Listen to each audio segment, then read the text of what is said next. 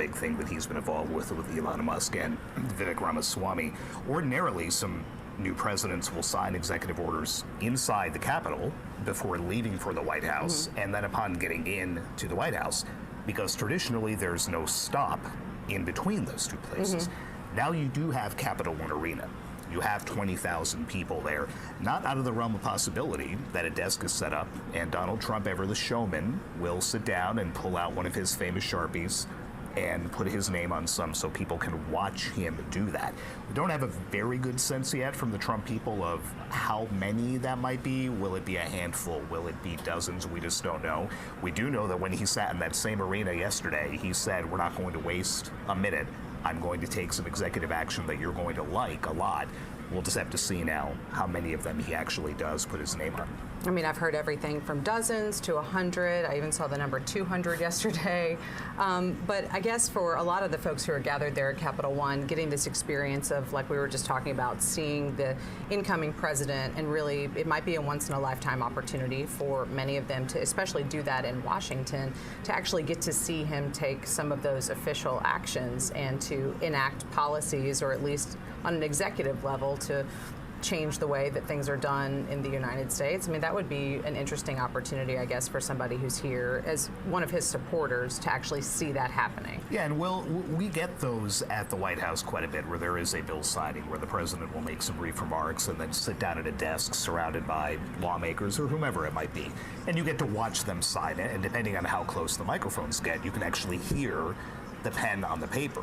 With Trump, you could hear it very vividly because of that thick Sharpie that Right. he liked to use. But again, that's a chance that some of us in the White House press pool get the opportunity to be in the room to watch that happen.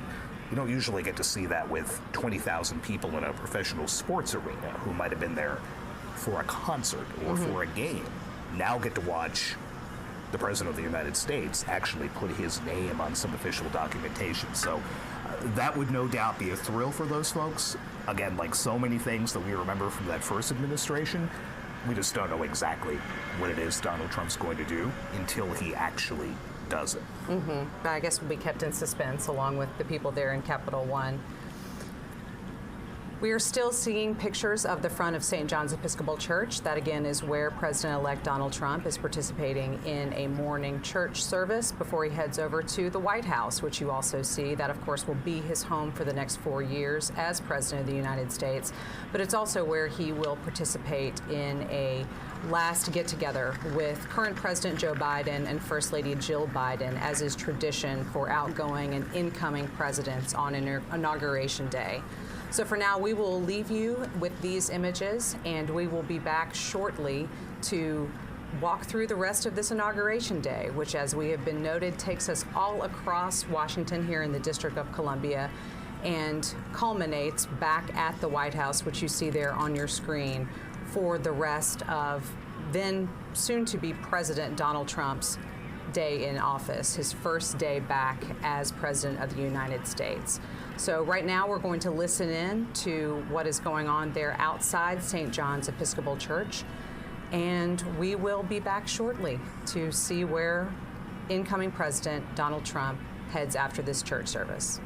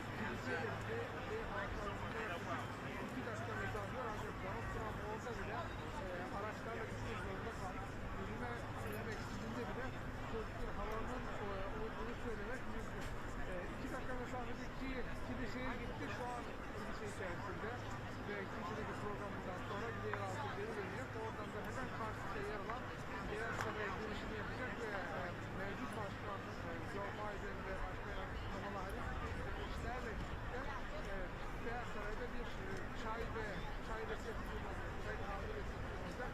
Sonrasında Donald Trump ve Biden ABD Kongresi'ne gidecek ve yeni sözünü gerçekleşecek. Türkiye saatiyle 19.50 civarında planlanıyor. Ancak Donald Trump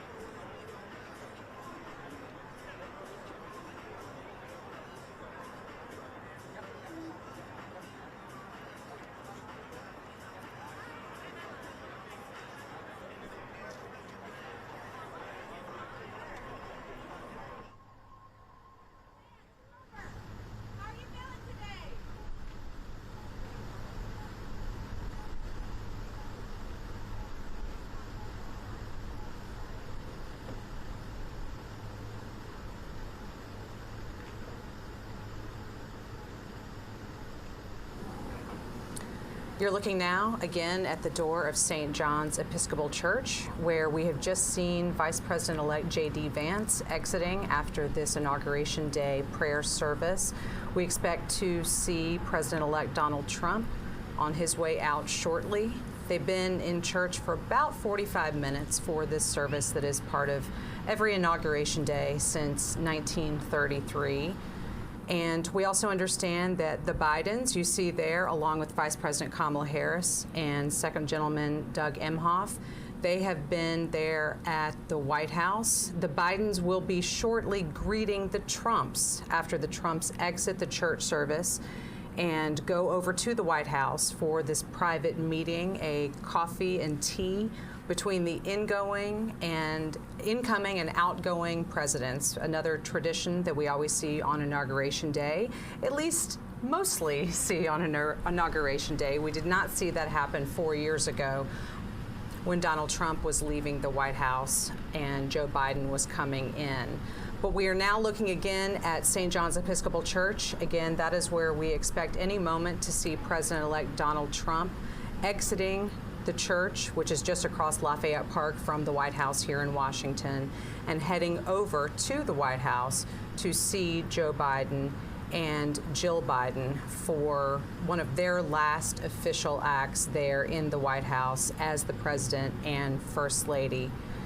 But notably, again, 4 years ago, this is not an exchange that we saw happen when Joe Biden was coming into the White House and Donald Trump was leaving it. We did not see the Trumps as part of that handoff of power between administrations.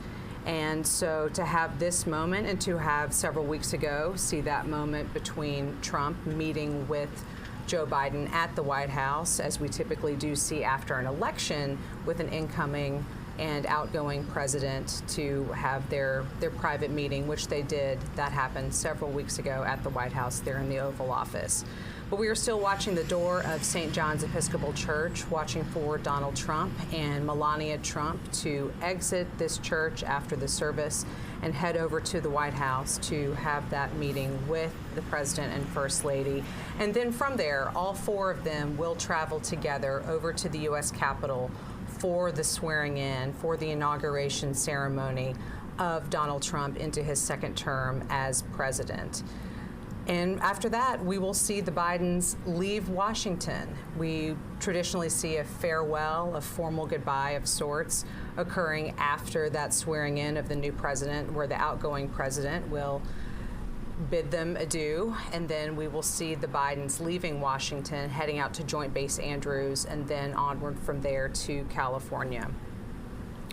But now we are still looking to watch for President-elect Donald Trump coming out of the White House, or of St. John's Episcopal Church, And as this is happening, we'll just take a moment to kind of think about other things that we are learning and thinking about this first day, which will be officially a half day, but still the first official day of this second Trump administration.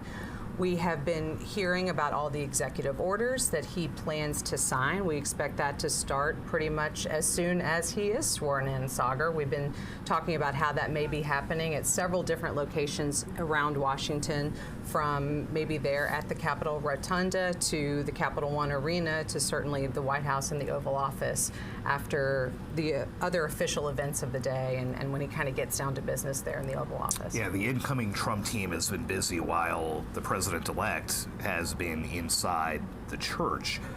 His team has been busy briefing reporters about what is going to come, and we understand that there will be a whole series of executive actions, as we previewed a little while ago, specifically about remaking immigration policy. That's something Donald Trump has made no secret of, that day one, literally within the first hours of reassuming the office, that was going to be a priority. Unclear how that's going to play out, but that's what we're expecting. Thank you for that. We will pause here just for a moment and listen in, because I believe that President-elect Donald Trump is going to be coming out of St. John's Episcopal Church. President Trump! President Trump, how are you feeling today? How are you feeling, President Trump?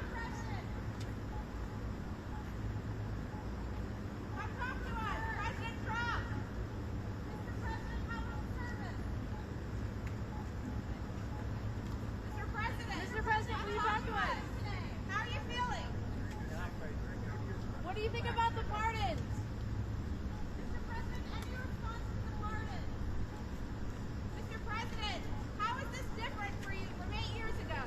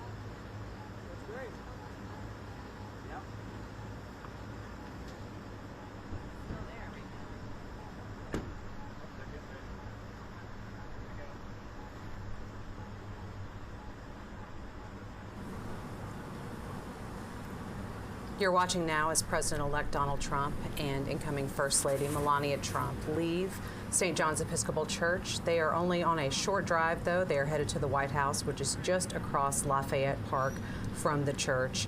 When they get to the White House, they will be greeted by President Joe Biden and First Lady Jill Biden, again for the traditional changeover of sorts, a coffee and tea gathering with the outgoing and incoming president and president's spouse. So we are watching there at the White House, where we anticipate shortly we will see President-elect Donald Trump rolling up. And again, the next time that he comes back to the White House after this gathering, he will be entering it as the President of the United States, not as President-elect. So again, this is one of those moments on Inauguration Day that we typically see and watch for, but we didn't see 4 years ago when it was Donald Trump's turn to exit the White House and Joe Biden's turn to come into it.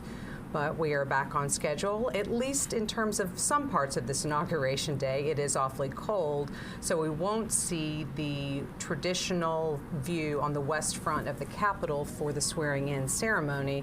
That will be happening inside the U.S. Capitol Rotunda, with a much smaller audience. Only about 600 people can fit in there, according to what organizers have told us, instead of the hundreds of thousands who perhaps would have been on the National Mall to watch the swearing in.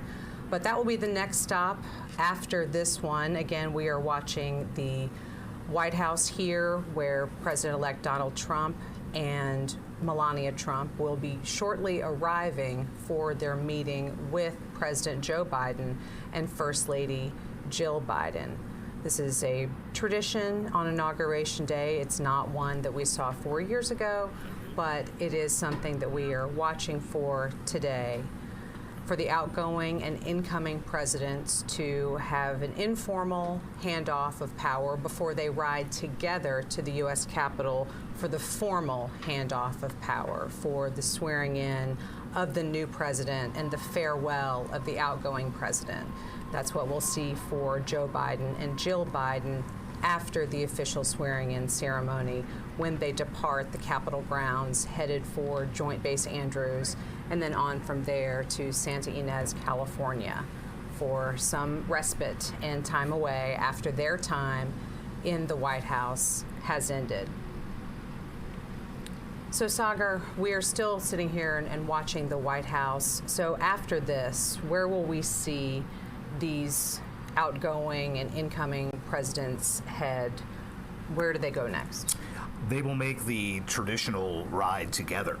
The outgoing president, the incoming president, on that 3-mile drive to the Capitol.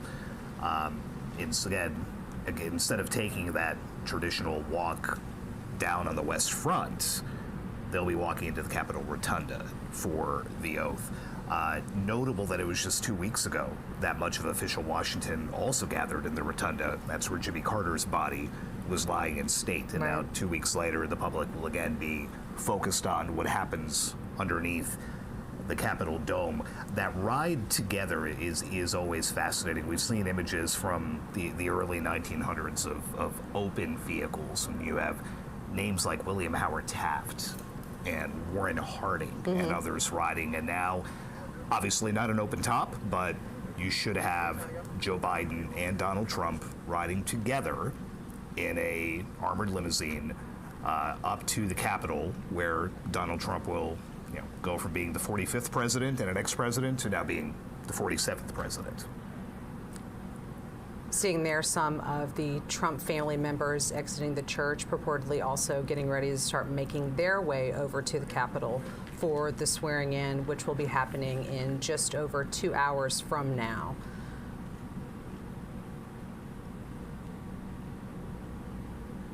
Yes, Sagar, I've often wondered on that ride between the White House and the Capitol, what is the conversation like? Obviously, these two, it would be very interesting to know, but I mean, Donald Trump's been there before. He might not have any requests for tips, which another incoming president might have. I think the thought is, especially with this relationship and that fraught relationship Donald Trump has had publicly with his predecessors, that it would be contentious or that there would be nothing at all. But if you remember during Jimmy Carter's state funeral at the National Cathedral, Donald Trump and Barack Obama sat next to each other and were just looked like they were joking and laughing. Lots of conversation. And having fun. Would love to know what it is they were talking about, but they both looked very at ease and almost friendly. And we know that is not, again, at least publicly, the relationship that has been described. So is this going to be Joe Biden giving Donald Trump some final tidbits about the state of affairs? We're going to find out. All right, we see now images of the motorcade arriving at the White House.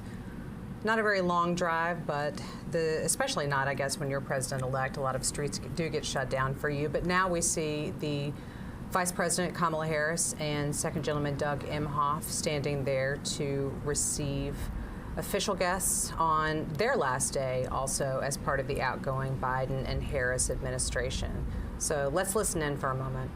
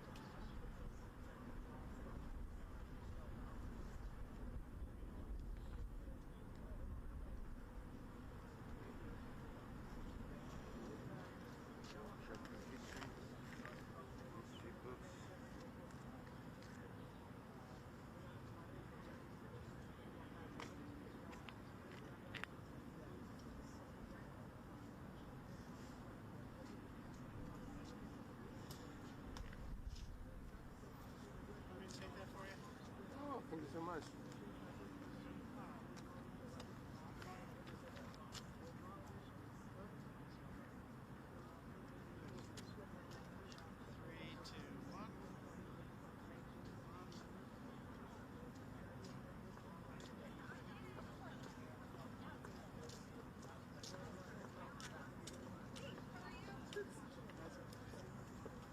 Nice. I like the effort. Thanks, mate. Appreciate it. Thank you very much.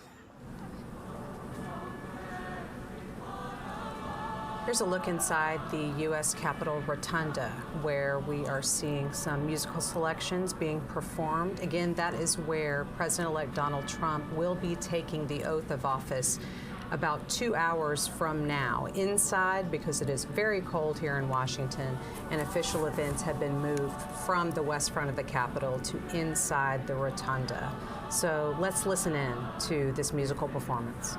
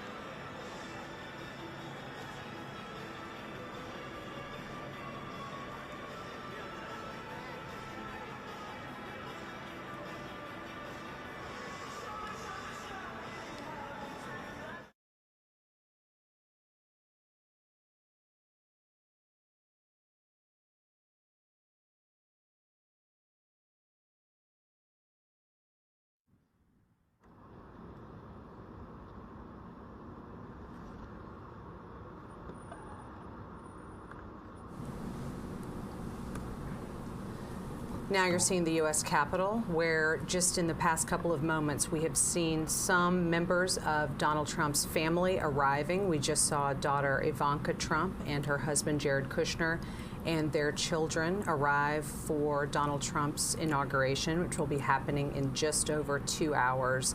On your screen, you also see a helicopter. That will be Marine One. At least it's Marine One when the president is on board. I'm a little bit unclear exactly what it is called when a former president is on board. And that will be the case when we see Joe Biden and Jill Biden departing the Capitol after the swearing in of Donald Trump. Then he will be the former president. They will be leaving the Capitol grounds, headed to Joint Base Andrews, and flying on to California from there. So there's the shot of the U.S. Capitol, and now there's the Capital One Arena. Again, that is also a location here in Washington playing a role in part of our inauguration of the next president. That is where Donald Trump will be going after he is sworn in for an event that is standing in for what would have been the inaugural parade throughout Washington, but instead will now be kind of a new sort of event with some of the same parties taking place. We expect to see a lot of music. We also expect that Trump, who will then be the president, may sign some of those executive orders that he has promised he will be enacting today as among his first official acts on becoming president for a second term. So there is also another shot of the U.S. Capitol down Pennsylvania Avenue. That is the traditional parade route where we would have anticipated seeing Donald Trump travel between the Capitol and the White House. He may be driving along that route, but it won't be lined with the tens of thousands of people who ordinarily would have been out there to see him make that very traditional inaugural trip.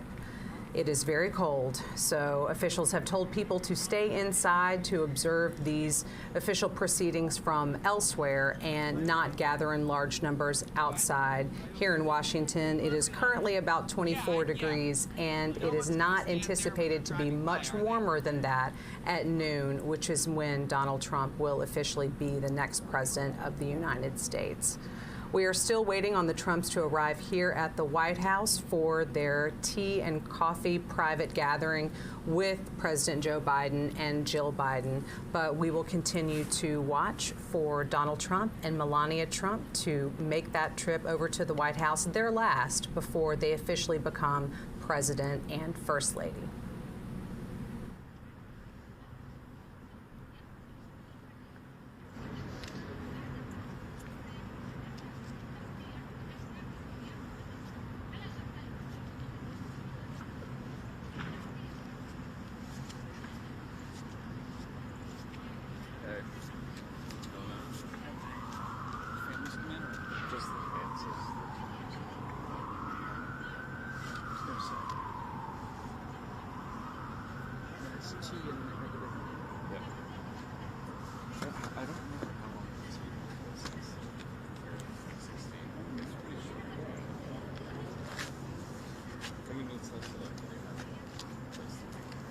Exactly right.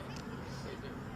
So yeah, 20 minutes worth of tea and snacks, and then on the go. Yeah, well, that's going to be on the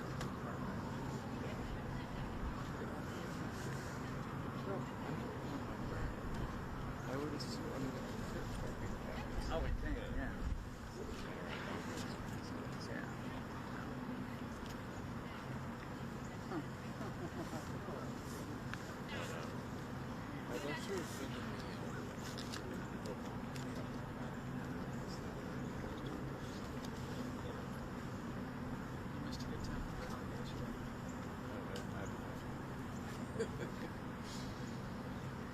Little kid rock.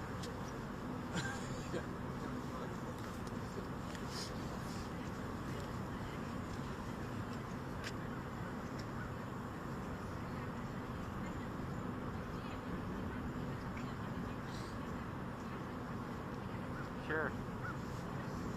Thank you.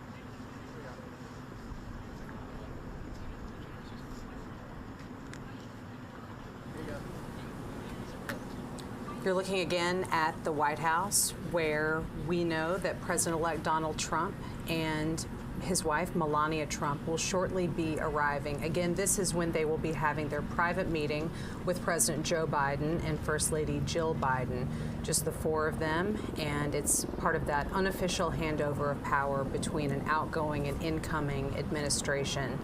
It's not something that we saw happening 4 years ago when Donald Trump was leaving the White House and Joe Biden was coming into it, but it is something that we anticipate seeing today.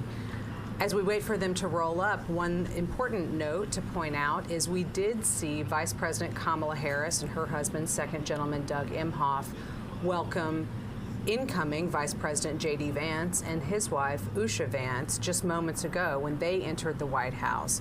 And that's interesting because typically the outgoing Vice President will invite the incoming Vice President to get together ahead of today. We didn't see that happen between Kamala Harris and J.D. Vance, but we did in this hour just a little while ago see her welcoming him there at the White House, where purportedly they are doing something similar. They're taking a look at President Joe Biden and First Lady Jill Biden as they await President-elect Donald Trump. There he is, coming up to greet them for this private meeting. Let's listen in as Donald Trump and Melania Trump arrive at the White House.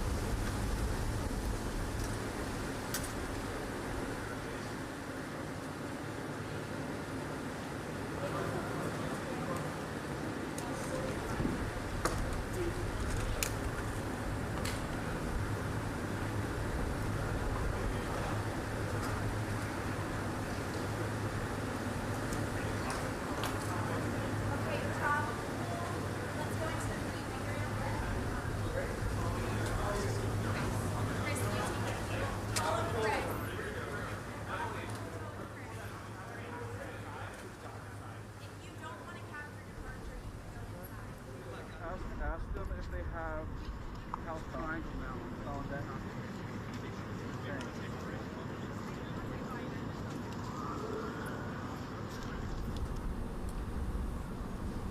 You're seeing there again a shot of the White House where President Joe Biden and First Lady Jill Biden have just welcomed the Trumps, Donald Trump and Melania Trump, in for their private gathering. On the left, though, you see the Capitol, as well as the helicopter that will take the Bidens away from Washington as the former president and former First Lady in just a couple of hours from now.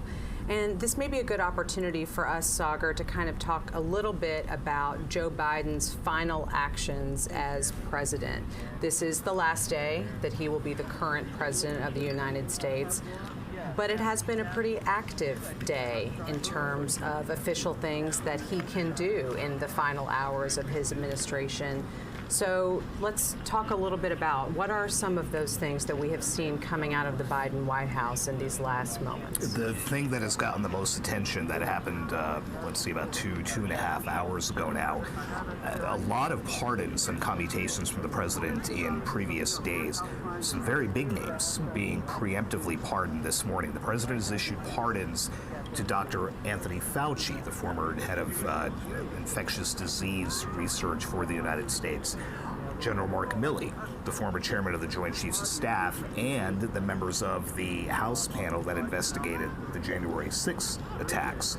This is after Trump had basically throughout his campaign vowed retribution against those that he perceived tried to hurt him, tried to hurt the nation. He has long gone after General Milley, whom again, he handpicked as his senior military advisor to be in charge of America's military. Long at odds with Anthony Fauci over the handling of the COVID-19 pandemic. And then, of course, the January 6th riot, where the president-elect has already said he wants to pardon the rioters. President Biden has now preemptively moved to shield those officials from anything that might happen. He says this is not an admission of guilt or wrongdoing or a thought that they may face prosecution, but I couldn't not do something about this. Both General Milley and Dr. Fauci have come out and said that they appreciate it, that they did not want to have to fight back against what someone, in this case Donald Trump, perceived as some type of slight. Tony Fauci flat says, I have not committed any crimes. I have spent my entire career trying to keep the American people healthy, but I appreciate the president's move. So this is something that had been discussed within the White House for months now. Is the president going to preemptively move to keep these folks out of harm's way, for lack of a better phrase? And that's exactly what he did this morning. It's an extraordinary use of presidential authority and could set the tone for Trump and others to then take actions like this immediately before they leave office. Right, it's a large action to take, but also literally in the closing hours of an administration. I guess, I mean, there's less time for it to be analyzed while that presidency is still ongoing, because the news cycle will move on necessarily to this next administration. I'm not attempting to analyze exactly why the timing was put like that, but it is something that those of us who cover this have been wondering for a long time. Is this going to happen?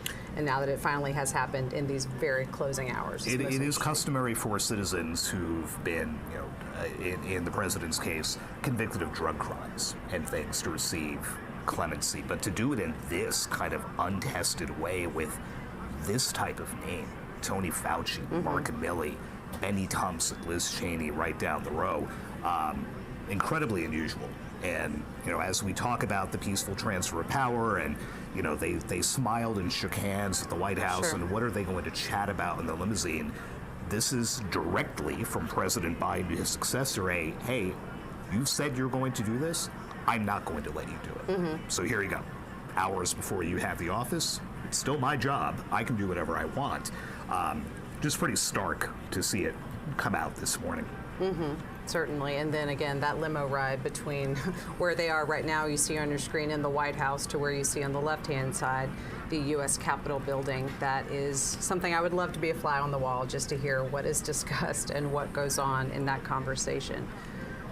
You're seeing now other images of Washington. On the left-hand side, the U.S. Capitol down Pennsylvania Avenue, that traditional parade route where we expect Donald Trump to be traveling, but perhaps not officially in the parade that ordinarily would take place on an inauguration. That all has been called off and rescheduled to an event you see on the right-hand side in the Capital One Arena here in Washington, where there will be, it's still being called a parade, but we're not exactly sure that it will have the same sort of format, certainly not the marching down Pennsylvania Avenue, but that's where Donald Trump will be going after he is sworn in as president here in just a few hours.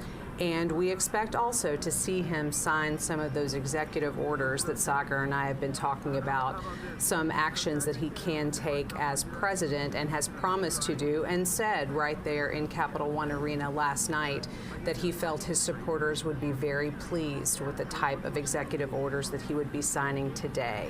So we will keep an eye on all of those spots, but right now, the Trumps and the Bidens continue their coffee and tea private gathering there in the White House on the upper right part of your screen.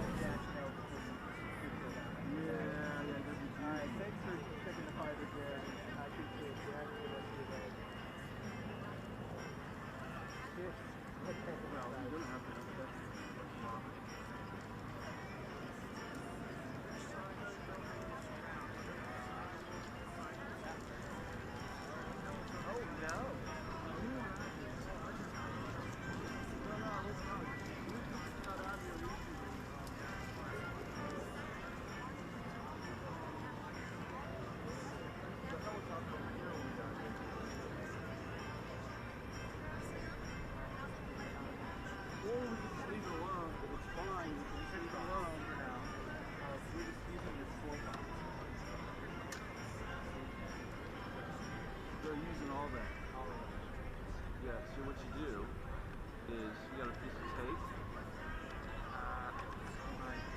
Okay. Okay, I have zip ties. Hold that there. I got actually everything there.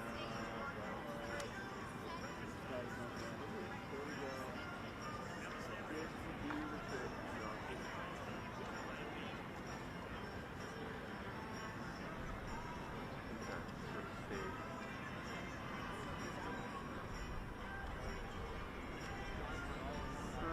Coming straight out, not like pinching off to the side or some shit like that. Okay, so you should be pretty good. You got some slack there.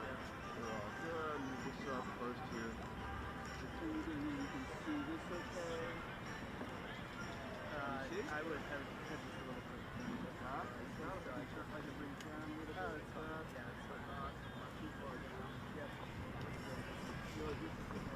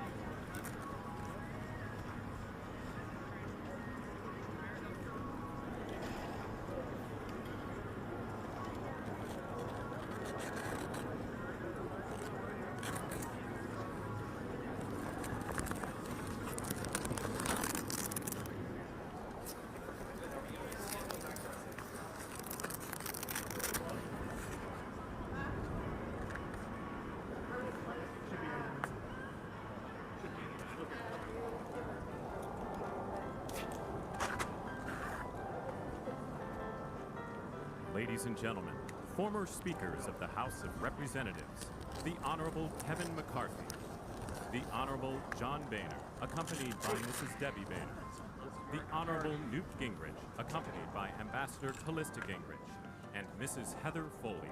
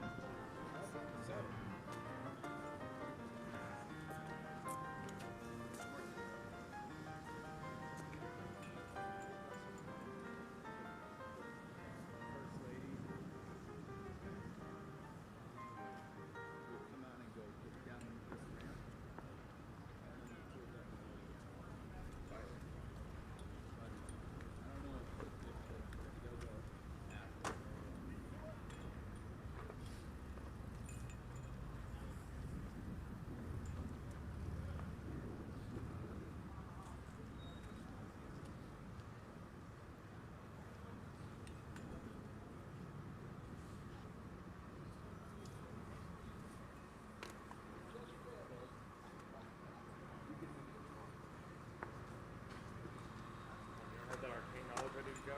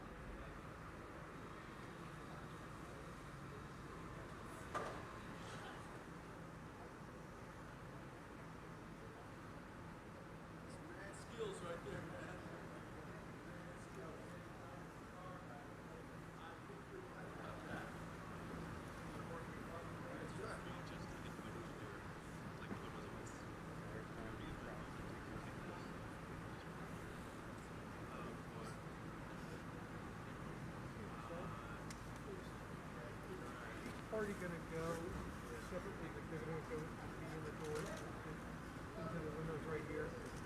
Yes. Spouses will go first. The second spouses will go Okay, first. so everybody will go in right here. Everybody's going to go, yeah, one car at a time. They'll fill up and leave. The next one comes up. Okay, very good. Not yet.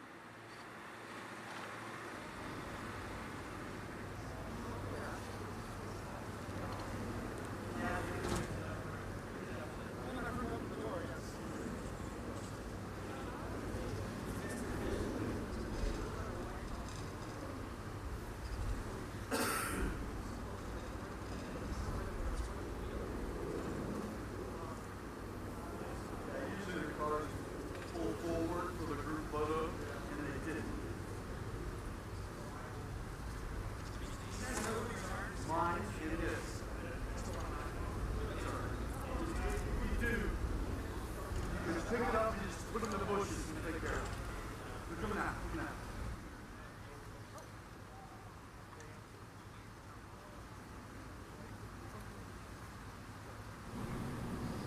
We're seeing now these first images of the people leaving the White House after these private meetings. That was just Second Gentleman Doug Emhoff and Usha Vance, J.D. Vance's wife. He's the incoming vice president, of course.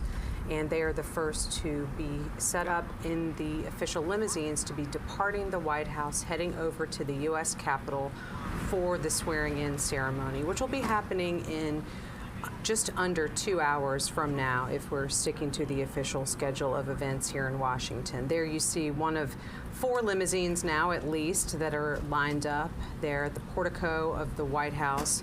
We'll be taking Doug Emhoff and Usha Vance off to the U.S. Capitol. They are departing now. We expect next to see Vice President Kamala Harris and the incoming Vice President-elect J.D. Vance, exiting next and getting into their limousine to be taken off to the U.S. Capitol. Of course, J.D. Vance here in just a little over an hour and a half from now will be the Vice President of the United States, being sworn in by Supreme Court Associate Justice Brett Kavanaugh, one of his longtime friends, as we're all reading up on history of all of the characters involved with this Inauguration Day. They've known each other since their Yale Law School days, so there's a fun fact for you.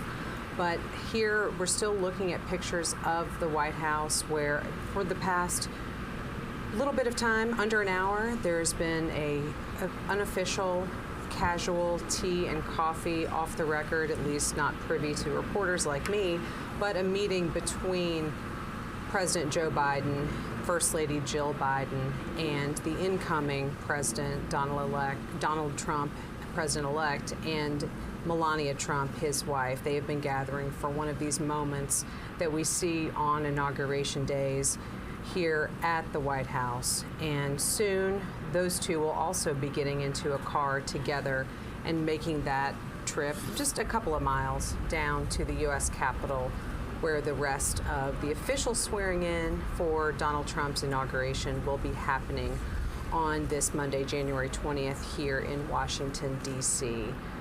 So we're looking at those doors, waiting to see who's coming out next. Sagar, we can spend this moment, I guess, just to kind of talk a little bit about this last day in office for the Bidens, not just as an administration, but as a family. They have been living in the White House for 4 years, and once they leave here in just a few minutes, that move-out process really kicks in to do that turnover in between administrations. There's really only about 5 or 6 hours to get it all done. What all is going to be happening once they exit those doors? Yeah, it is a fascinating choreography that takes place right now at the White House. We're looking at the North Portico. Well, they arrived and they'll be leaving. On the other side of the White House, there are moving trucks lined up that will be waved in the instant that the Bidens and the Trumps leave. One group will be moving all the Biden stuff out. One group will be moving all the Trump stuff in. In between, stripping all the beds, shampooing the carpets, replacing what needs to be replaced. Linens, towels, whatever it might be. Closets stocked. The White House usher's office would have been in touch with the Trumps for the last few months about where certain things go, what are the favorite foods and snacks that we need to have in the various kitchens, in the residence, and elsewhere. We know all about Donald Trump and his penchant for Diet Cokes. You can rest assured that there is a lot of Diet Coke on hand, at least on the White House driveway right now. So, yeah, they've got about 4 or 5 hours of controlled chaos, as one former White House official put it, to get all the old First Family stuff out and make sure that when the new First Family comes in, they're good to go. They're not having to root through boxes like the rest of us when we move into a new place and, you know, where is that stuff for the kitchen, or where did we put the bike pump, whatever it is. That's all laid out in the mansion. Donald Trump's not going to have to be looking for any of that. Yeah, moving day is always a stressful time. Try not to think about that, because you're living in those boxes for months, but not when you're living in the White House, because there are plenty of folks to take care of that. And then there's the personal part of just leaving where you've lived for 4 years, a place that in Joe Biden's case, he tried so hard for so long to get into, and now has to leave 4 years later. And on his, perhaps his final tweet under the @POTUS account on X, it's a selfie with the president and the first lady with a snow-covered rose garden behind them in the Oval Office just on the other side. One more selfie for the road. We love you, America. So you can almost picture them stepping out onto the colonnade on this horribly cold D.C. day to say, hey, let's take a quick selfie. I mean, I've done that, walking along that when we're out covering White House events. But for the president and first lady to get to do that one last time, because as you said, when those doors open again and they walk out, that's it. They're boarding what would be known as Marine One and heading out. And that is the end of the Biden presidency. Yeah, it's just so interesting to think about, what you were just mentioning about that personal side of things. What we're watching are all of these official events, and what we know always is part of the tick-tock of a day, like Inauguration Day. There are set pieces. There are even specific times assigned to a lot of this, especially that noontime when it is according to the way that things are set out. It's not just we picked this time. It's like that is the official time. Now we're seeing those doors at the north portico of the White House open again. We see First Lady Jill Biden and incoming First Lady Melania Trump exiting and getting into their own limousine, where they will be taken over to the U.S. Capitol.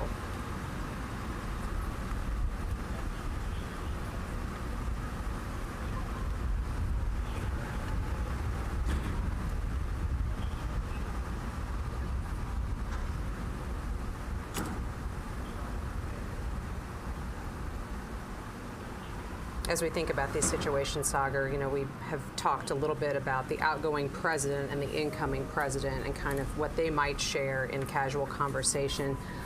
But this is also a first lady who's been here before. Melania Trump has been in the White House and has occupied that role. And I wonder she's at the end of this next term, she will have been first lady for longer than Jill Biden was. She will have more experience, but I just wonder what their conversations are like too, in terms of what they hope to accomplish or what Melania is thinking about in this next 4 years. And Melania recently told Fox that it's easier this time around. She's lived there. She knows what the space is like. She knows what they want. She knows which furniture they want to bring in. The incoming first family gets to redecorate the residence with things pulled from White House stocks and bring things from home that are sentimental or what have you. And she said, since we've been here, and I know what it looks like, we were kind of coming in blind last time, although Michelle Obama did invite her into the residence and gave her the tour 8 years ago. Again, a courtesy that Melania Trump did not extend Jill Biden 4 years ago. But she didn't need that this time. And in fact, she skipped Donald Trump's visit here after the election. She knew what it was about, and she knew what she was getting into, and she seemed visibly more comfortable in this interview with the prospect of moving away from Trump Tower and moving away from these big gilded residences that they have in Florida and elsewhere, and moving into the White House, and taking pains to note that Barron Trump will have a bedroom in the White House for when he comes home to visit from college. He's not the little kid he was during the first Trump administration. He's now about, I think, taller than his father. Now it's a little bit jarring to see, frankly. He has definitely grown up and attending colleges in New York City. Now we see Vice President Kamala Harris and incoming Vice President J.D. Vance making their exit. Let's listen in as they depart for the U.S. Capitol.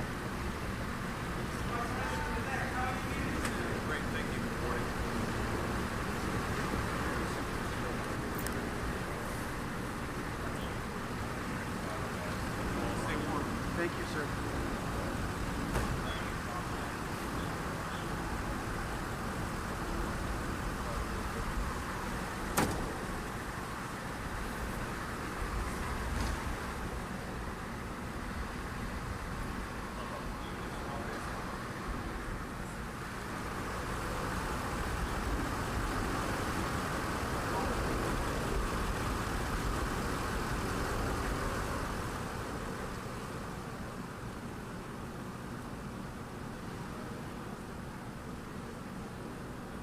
So there's just one pair left in terms of who we anticipate to be departing the White House and heading to the U.S. Capitol. That will be President Joe Biden and President-elect Donald Trump, who will be getting into what you see there, that limousine that's pulling up here at the north portico of the White House to take them to the U.S. Capitol for Donald Trump's second inauguration. President Biden confirmed as President-elect Trump arrived this morning that he did in fact continue a tradition dating back to Ronald Reagan, now in 1989, of leaving his successor a handwritten note inside the Oval Office. There had been a little bit of question about whether that was going to happen. Donald Trump left Joe Biden a note. Remember, he did not concede the race, still has not conceded it, but he did leave Joe Biden a note. President Biden has refused to divulge what was in that, except he called it shockingly gracious. And Trump himself said that he spent a few days mulling over what to put in it. So President Biden's not saying what is in the note, but he is now the first president to receive a note from the person for whom he then had to write a note. We're full of presidential history and tidbits today, and that's absolutely. It's just one of those circumstances. That's another one that wasn't on the list for this morning, but there it is. Thank you for that. I guess I'm just a nerd, but I do really enjoy learning more about this presidential history. And this is one of those days where we all kind of get good reminders of a lot of different inauguration-related tidbits, particularly. So much rich history here. We would note that when the Trumps arrived, President Biden made it a point to say welcome home to Donald Trump as they approach. So I think the facial expressions will tell us something when they walk out those doors. A lot of smiles and handshakes on the way in, and now the reality of making that final walk out that door and that trip to Capitol Hill. It is kind of interesting to think about this in the context of what we just saw a few weeks ago with former President Jimmy Carter's funeral, where we had the current president and several former presidents and their wives in attendance, seated together, greeting each other kind of backstage before they all came out. And there's always a lot of armchair quarterbacking in terms of trying to figure out exactly what the mechanics are and if any of these folks get along. But as we know, there is the ex-president's club, where only someone who has been through the mechanics of this job really understands other aspects of it. And I think that's something that's important to remember when we have these moments. There are a lot of political disagreements, certainly over a variety of different issues, but it is a select few people who really have been there and understand the gravity of the office. And it's what America wants to put on display every 4 years, right? January 20th is the day to show the world, yes, this campaign was bitter. It was nasty. You and I were out there enough and heard these speeches. But when it comes time and the election happens, more often than not, the loser says, you know what, I lost. And the people made their choice. Now we move ahead. Now you make the change. And here we see these doors opening again, where President Joe Biden and President-elect Donald Trump are exiting the Capitol. They're preceded by Senator Amy Klobuchar, Democrat from Minnesota. Let's listen in as they leave the White House.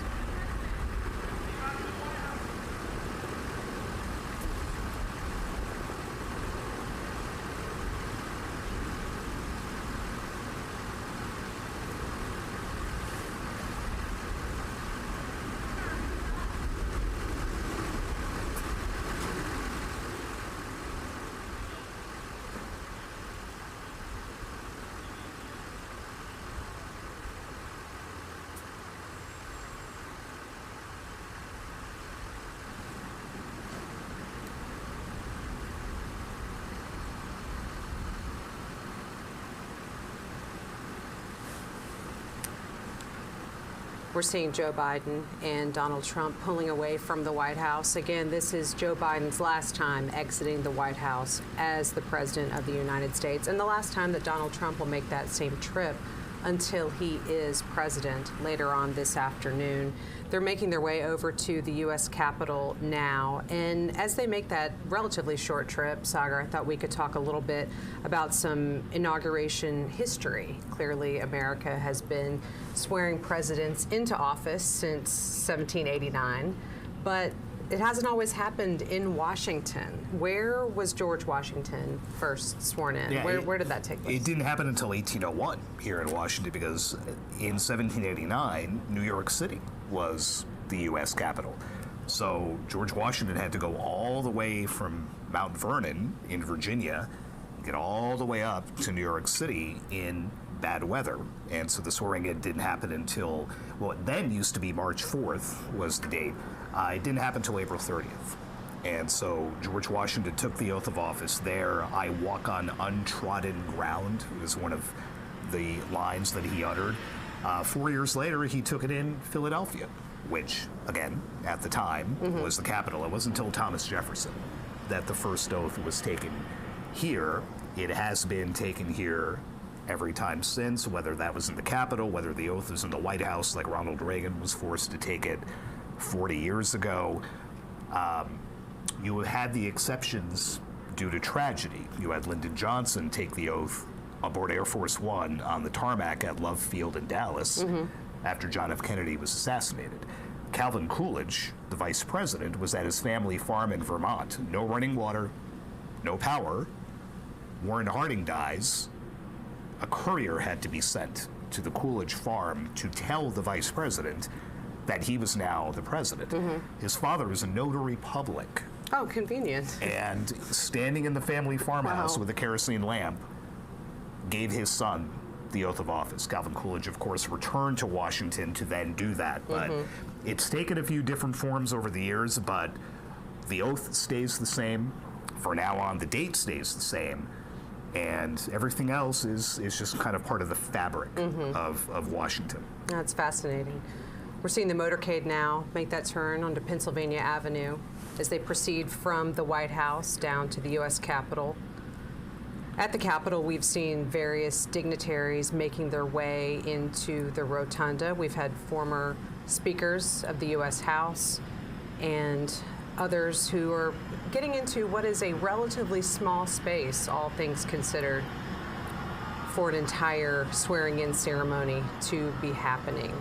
Ordinarily, we'd be out on the west front of the U.S. Capitol, but due to weather, everything is moved inside the Capitol Rotunda, where there are a number of seats arranged, but there's really only space for a small fraction of who would ordinarily be watching this all take place out of doors on the west front of the Capitol.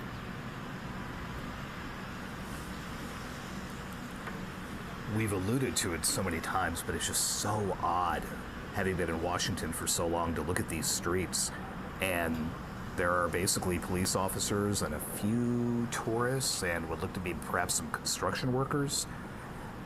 That's it. I mean, we would ordinarily have tens of thousands of people lining this route to get a look at that. And we've been in a lot of motorcades. That's quite a motorcade, even for Washington. You know, with that look, heading up toward the United States Capitol, decked out in flags, and you can see those flags lining the street to give you a sense of just how cold it is here in Washington. That's the wind whipping those flags. And we saw the wind so intense there at the White House on the North Portico that I saw one of the flags kind of knock one of the Marines' caps backwards when they were holding the doors open for everyone. And it is extremely cold, but also blustery out there. So I'm glad you and I are inside. Yeah, I think we've spent enough time outside for these events to appreciate being inside. But again, that's what has upended years of planning, and kind of sent the district into a bit of a tailspin, trying to figure out security and again the ticketing at Capital One Arena. 250,000 people had tickets to watch this happen from the Capitol grounds. That arena sits 20,000. The math is not very good. No, and all those tickets now are considered to be commemorative tickets because they didn't get you access to the Capital One Arena if you had one of those Capitol tickets initially.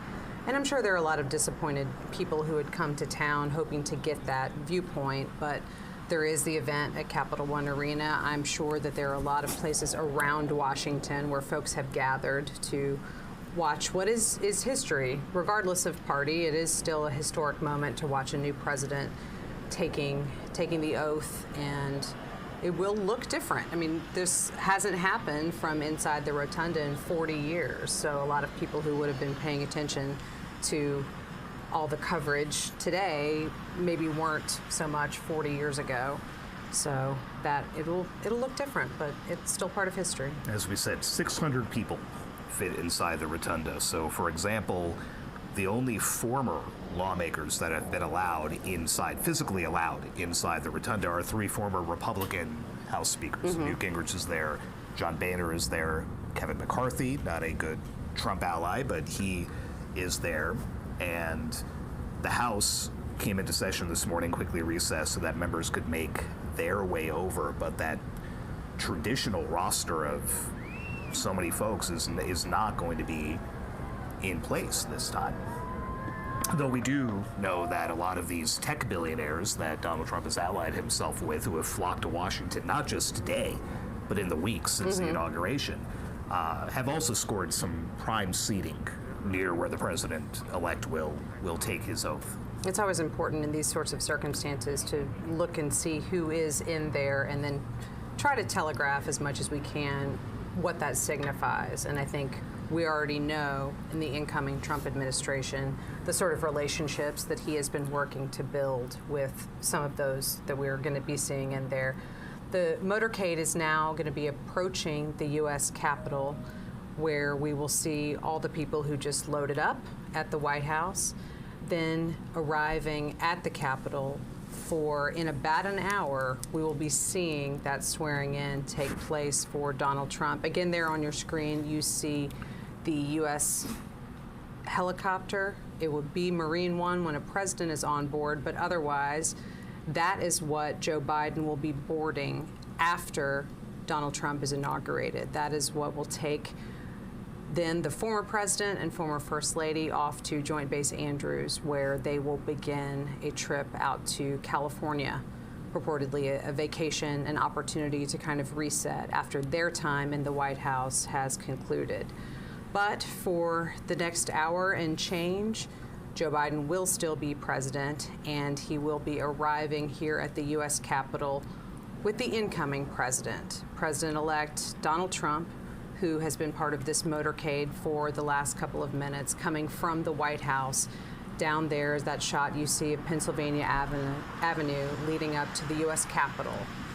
Not outside, but inside. He will soon be inaugurated for his second term in office. Here we see some of those shots of the motorcade as they make their way up to the area where all of the parties will be getting out of their limousines and walking into the Capitol.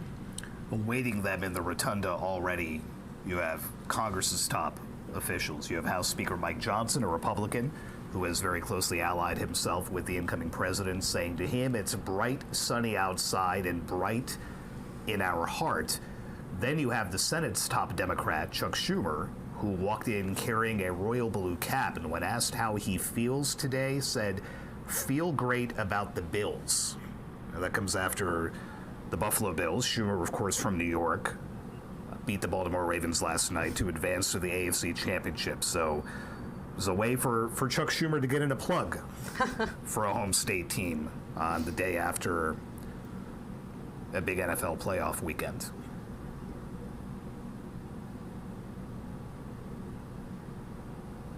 We see these arrivals starting to happen there at the U.S. Capitol.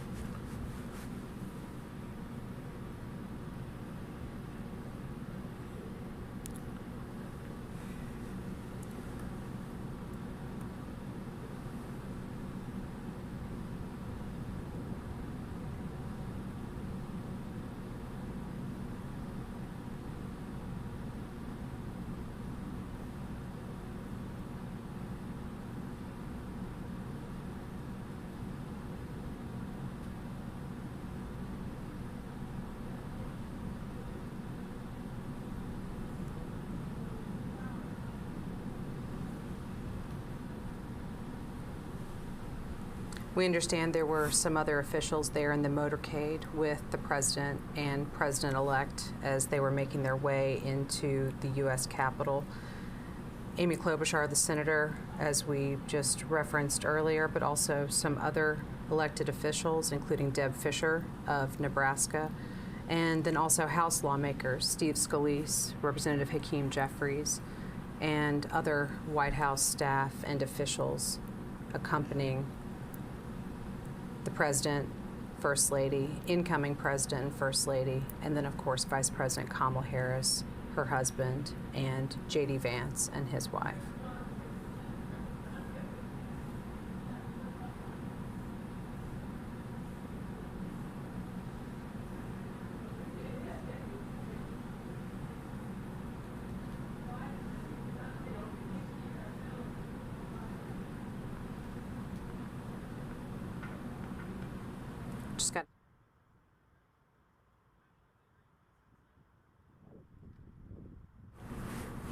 We just saw J.D. Vance and Usha Vance exiting their limousine, walking into the White House, or to the U.S. Capitol.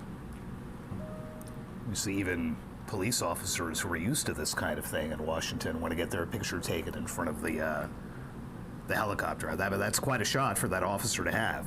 Marine One sitting in front of the Capitol dome. Not something you see all the time. No.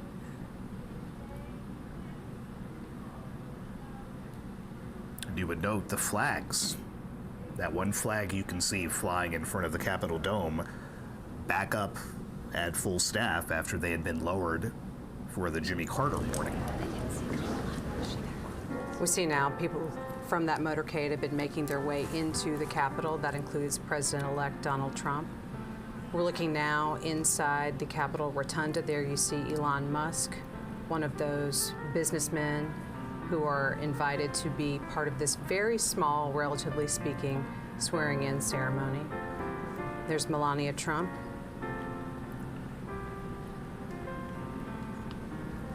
Second gentleman, Doug Emhoff.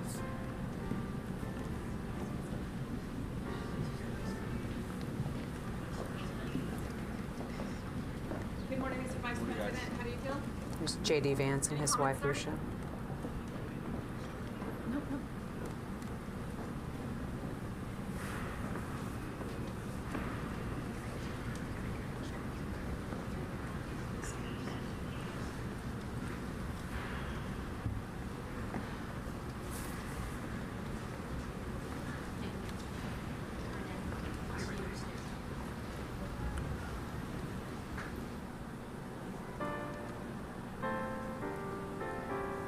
And we talked about this Capitol Rotunda really not having a lot of extra space, Sagar, for even those former lawmakers that we would usually anticipate being there for an event like this. But when we see these images and really just kind of note how close together everyone is, there is just not extra room to get maybe even one or two more people aside from what they've been able to plan for. It's a different kind of situation, but shoulder to shoulder. Yeah, and you pretty can much. see in the front in that shot the current members of the Senate kind of crammed together. You had Mark Warner, a Democrat from Virginia, next to John Barrasso, a Republican from Wyoming, who was next to Dick Durbin, the #2 Senate Democrat from Illinois, all kind of clustered very close together here.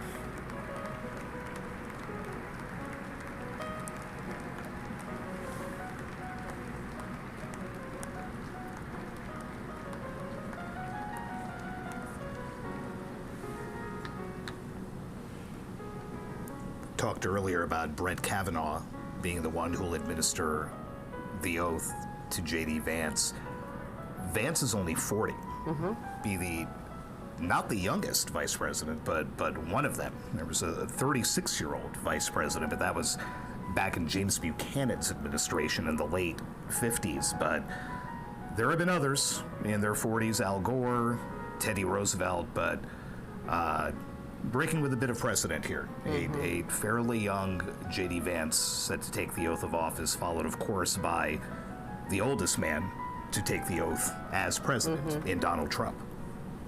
we're seeing now some members of the incoming Trump administration walking into the rotunda. Clearly, those confirmation hearings for a number of positions have been ongoing in the Senate for at least a week, a little over, and we anticipate those to resume again tomorrow. There have not been official votes, but there will be some more open hearings as well as some business meetings and markups of some of the committee work before a lot of those nominations proceed to the full Senate for their vote. You had Kevin Hassett, who is looking to come back as the Trump White House's top economist after serving in that role in the first Trump administration. Tulsi Gabbard, who would be the national intelligence chief, Pam Bondi, Doug Burgum, all lined up there to watch the man they hope is their boss to be taking the oath.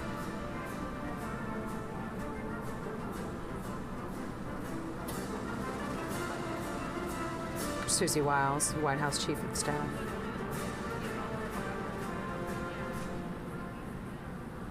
It used to be fun at these outdoor events on the West Front to look around it again. You'd see the justices of the Supreme Court sitting together. You'd see the Joint Chiefs, the nation's top military officers, sitting together and taking a look out at the crowd. In fact, we just got a look at General C.Q. Brown, who is the now outgoing chairman of the Joint Chiefs of Staff, the nation's top military officer.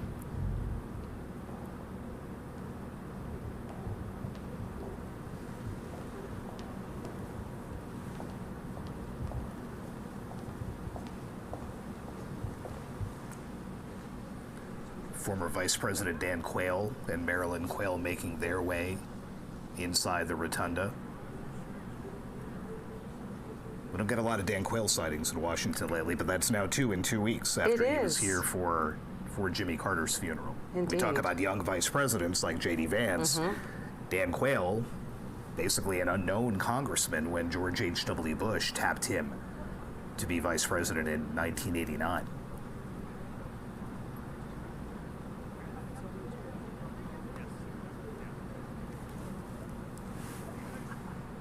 It is rare to get all of these officials together in the same space, but I think there have been a lot of remarks lately about how that does happen at inaugurations and funerals, and we have had 2 of those in close proximity here in Washington in recent weeks. It is reassuring, frankly, isn't it, for those of us who spend so much time covering the division here in Washington and the rancor to see these people sit next to each other, to chat with them, to do what George W. Bush did at the Carter funeral and literally tap Barack Obama on the belly as he walked by. Former Vice President Mike Pence coming in. Clearly he was vice president in Trump's first administration. Now joining the dignitaries who are in the U.S. Capitol Rotunda.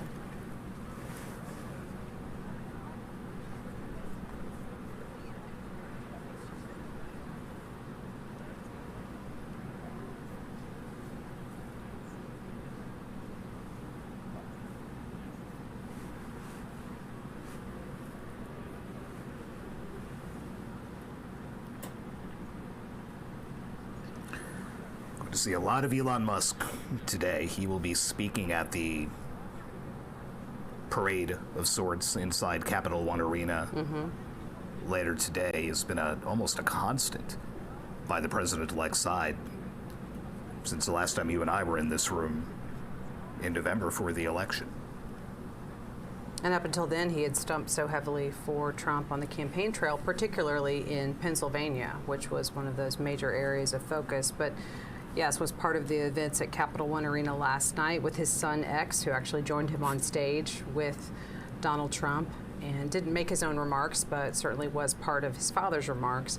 But now we see Musk there again in the Capitol Rotunda and will be the incoming head of the Department of Government Efficiency, not an official government agency, but intended to cut costs throughout the government, something that Donald Trump has asked Elon Musk to be in charge of. So we will see what that agency or what that department accomplishes. A new agency to cut back on the other agencies.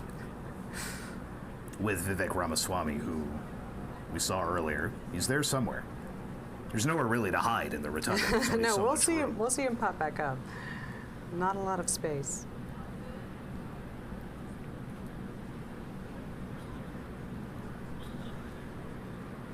It looks a lot bigger when you're in there and there aren't 600 people. It does. There's Robert F. Kennedy Jr., again appointed by Trump to head the Department of Health and Human Services, yet to have a hearing on Capitol Hill, although that is anticipated to be among some of the more contentious confirmation hearings that could be happening for this administration. Now, the other side of that shot, Marco Rubio, the Secretary of State designate, who did testify last week, and another tech titan, Jeff Bezos.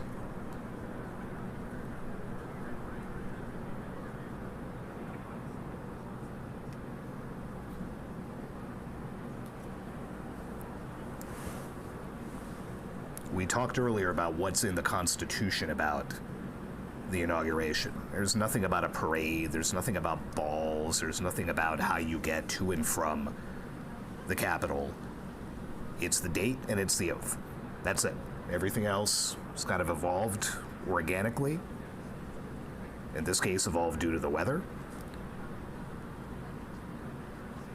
But all it prescribes is that by noon, that oath has to be taken. We are just over an hour away from that and should be approximately 55 minutes, let's say, from Donald Trump reciting those 35 words for a second time.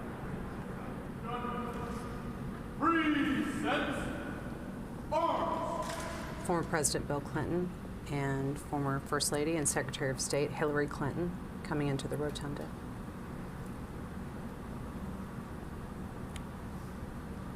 Hillary Clinton said watching Donald Trump take the oath 8 years ago after he beat her in that election was one of the hardest days of her life, but she felt a duty to be there and again to be here today with her husband, the former president.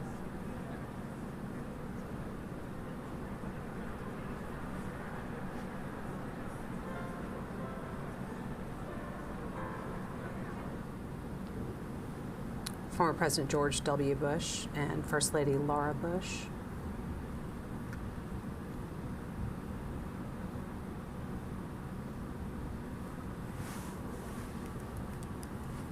We lamented that the indoors are going to rob us of one of the great visuals from inaugurations past. George W. Bush sitting there in his clear poncho. Yeah, almost looked to be a homemade rain cover of sorts.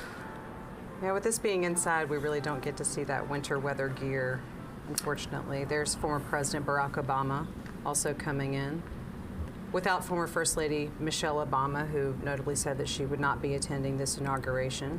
Also did not attend Jimmy Carter's funeral here in Washington a few weeks ago. Obama's office did not say why the former First Lady would not be here today. They did say she had a prior engagement during the Carter funeral, but again, pointedly, did not offer a reason for her absence today.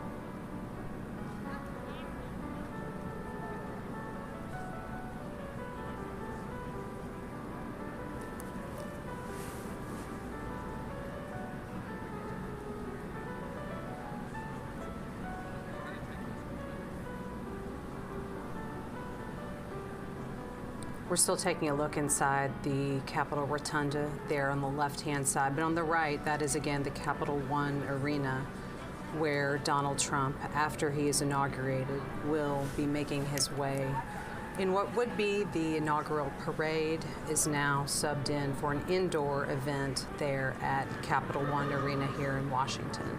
People have been gathering there for hours, and they will be still waiting for some hours before the new president arrives. But these are a lot of his strong supporters, and assuredly they will still be there by the time he shows up. And as they watched the images from the rotunda on the big screen inside the arena, some boos as Mike Pence walked in, and then a lot more boos as Bill and Hillary Clinton were shown on there. Ladies and gentlemen, at this time, please take your seats.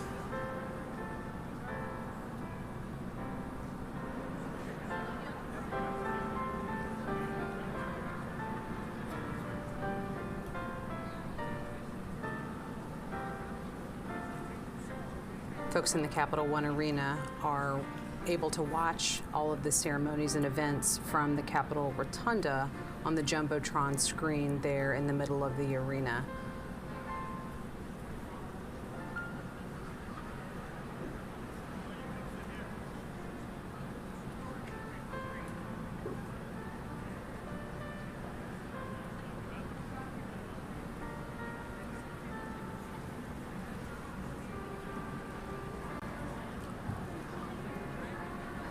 Ladies and gentlemen, at this time, please be seated.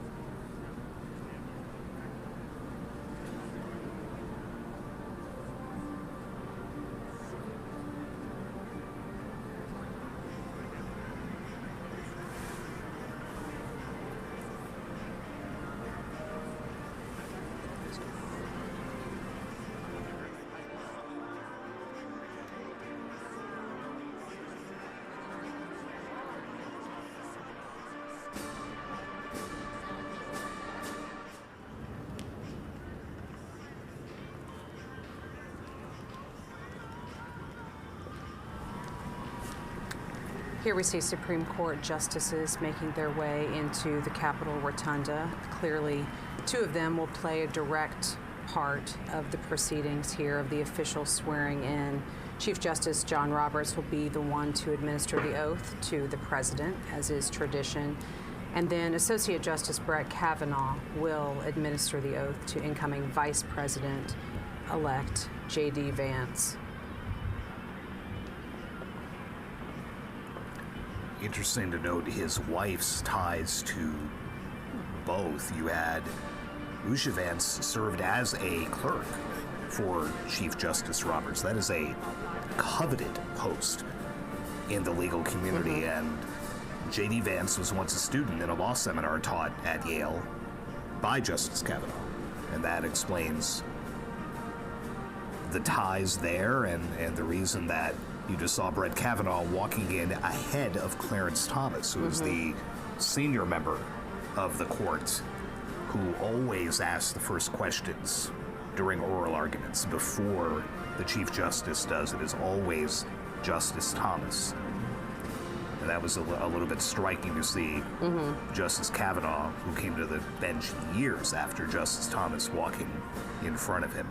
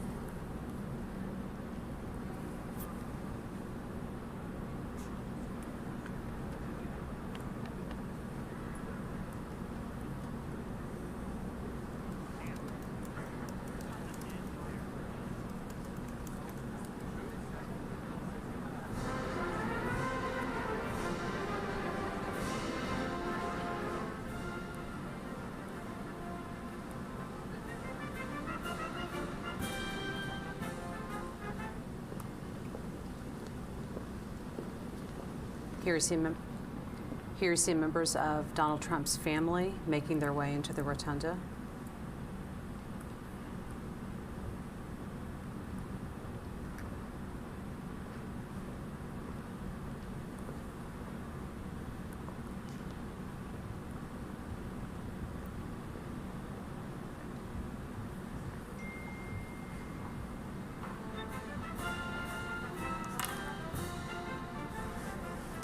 Joked about Barron Trump earlier, but that shot of him with the slicked back hair a little bit there is very much looks like a late 70s, early 80s Donald Trump.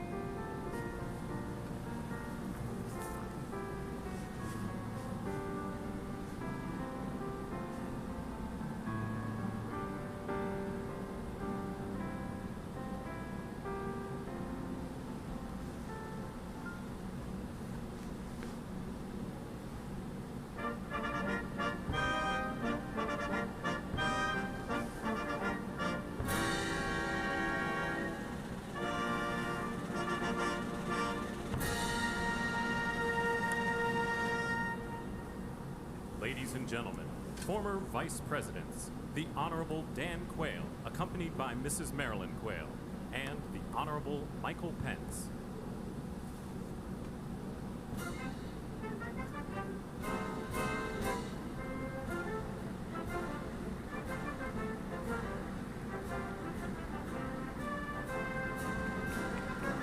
Standing ovation for those former Republican vice presidents who have just entered, Dan Quayle and now Mike Pence, who was Donald Trump's first vice president in his first term in office.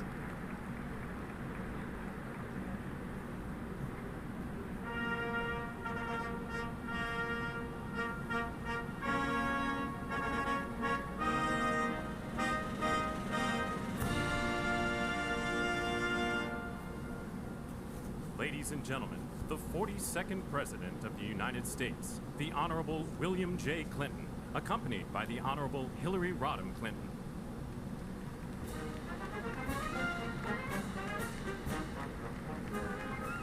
Now the former presidents start to make their entrances into the rotunda.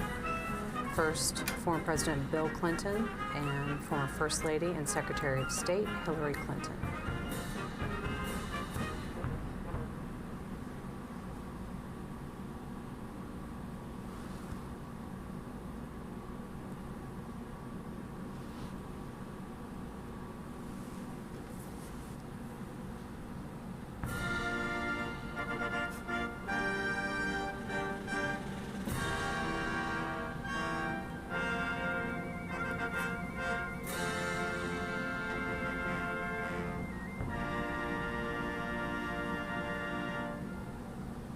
Ladies and gentlemen, the 43rd President of the United States, the Honorable George W. Bush, accompanied by Mrs. Laura Bush.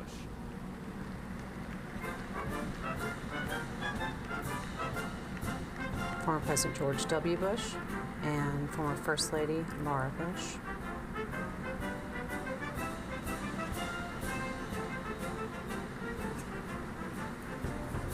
George W. Bush always looks like he has fun at these events, winking and nodding at people and smiling again, just simply tapping Barack Obama on the stomach on his way into the National Cathedral for the Carter funeral.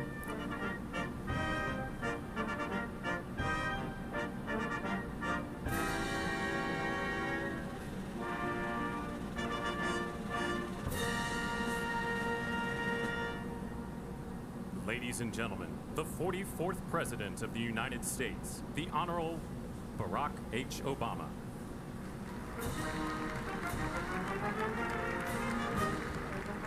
Former President Barack Obama, clearly the most recent president to precede either a Biden or Trump administration, because clearly now we will have the second of the Trump administrations. But before his first one, former President Obama was in office.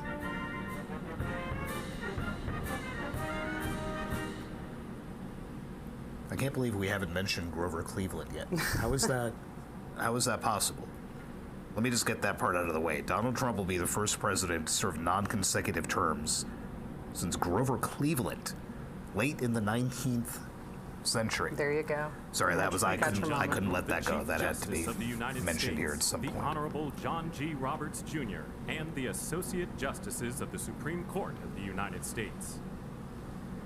The Supreme Court justices officially coming into the rotunda. As we noted earlier, John Roberts, the Chief Justice, will administer the presidential oath, and he was immediately followed by Associate Justice Brett Kavanaugh, who will be swearing in J.D. Vance as Vice President. And you note at the end of that line, retired Justice David Breyer, right, joining some of his former colleagues. Of course, Ketanji Brown Jackson and Amy Coney Barrett on the end, the two newest justices.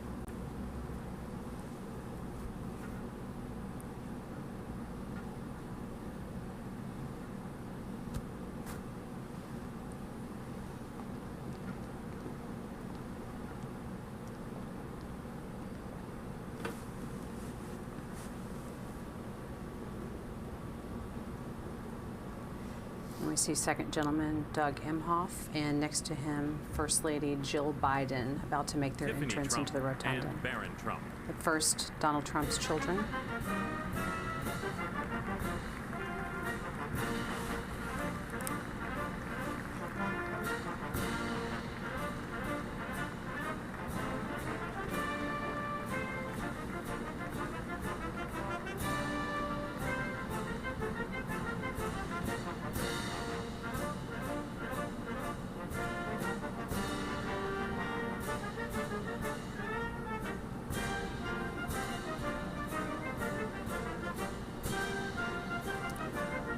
Talk about those good seats that the tech titans have. I mean, they are all lined up immediately behind the president-elect's children. So, you know, something went into that seating chart. And we saw Jared Kushner earlier shaking hands with Tim Cook from Apple and Sundar Pichai of Google, right on down the row, Mark Zuckerberg.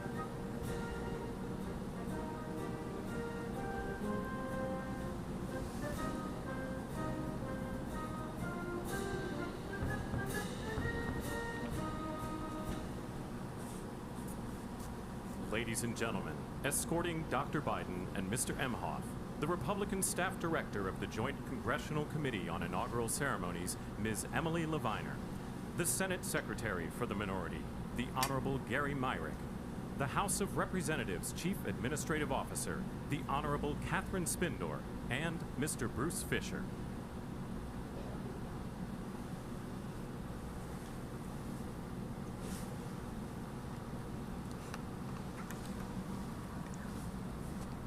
Ladies and gentlemen, Dr. Jill Biden and Mr. Douglas Emhoff. Now, First Lady Jill Biden and Second Gentleman Doug Emhoff officially making their entrance into the rotunda.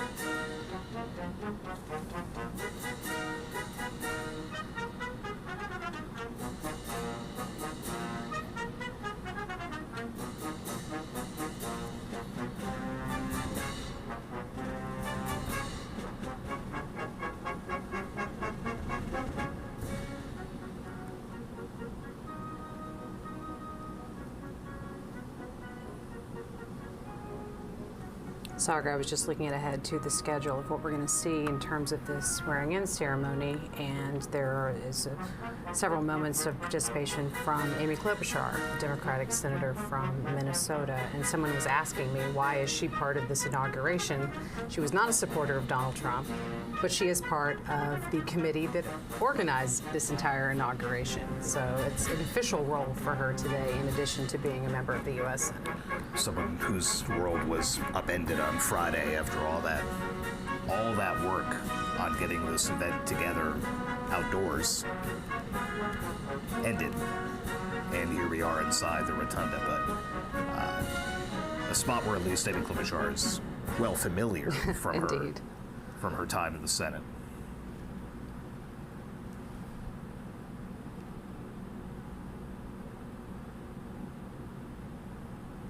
Very interesting mix of Republican and Democrat lawmakers standing together. You have Michael McCall, the Republican from Texas, Debbie Wasserman Schultz, a Democrat from Florida, standing shoulder to shoulder, and another sign of just how tight it is in the rotunda.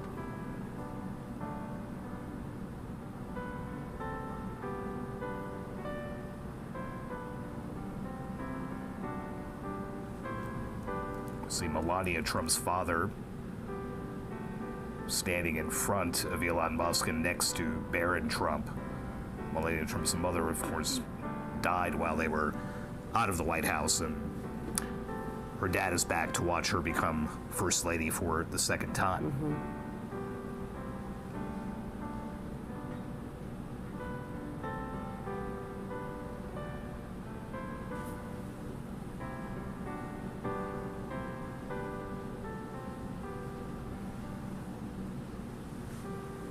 According to the schedule that they had put out, and things in Washington rarely, if ever, happen on schedule, except things like the inauguration, we should be seeing J.D. Vance take his oath as vice president in about 10 minutes from now. As Brett Kavanaugh awaits actually administering that oath.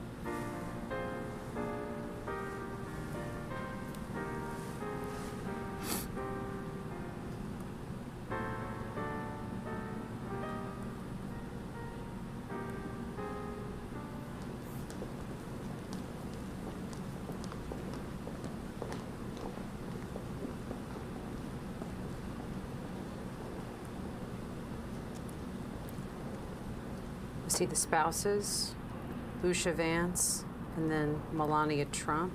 about to be escorted into the rotunda.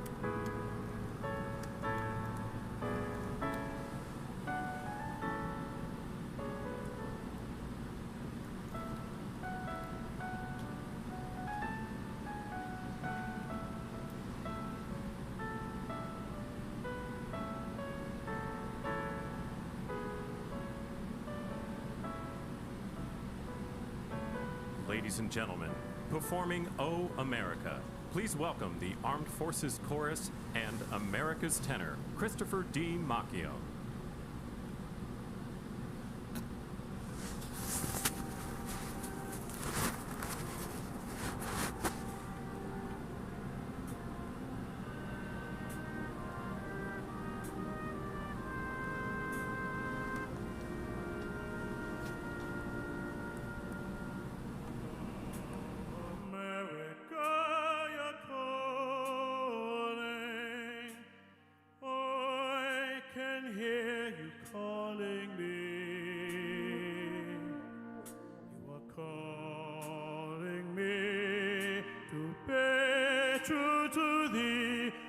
To thee I will be.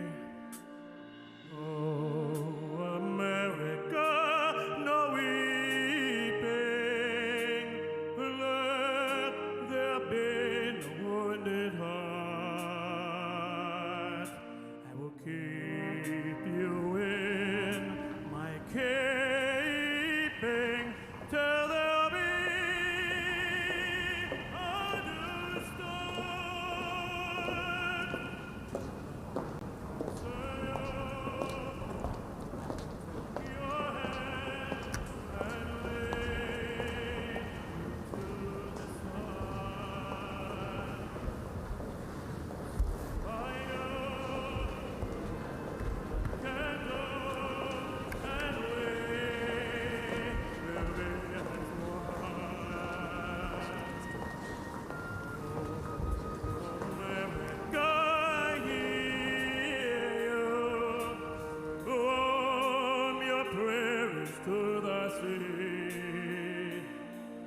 from your mountains grand and all through this land you are beautiful to me. Oh, America, you're calling. Oh, I can hear you calling me.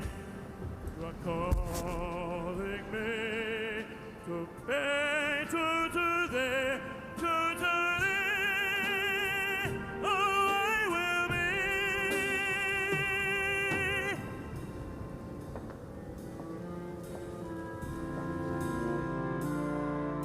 And we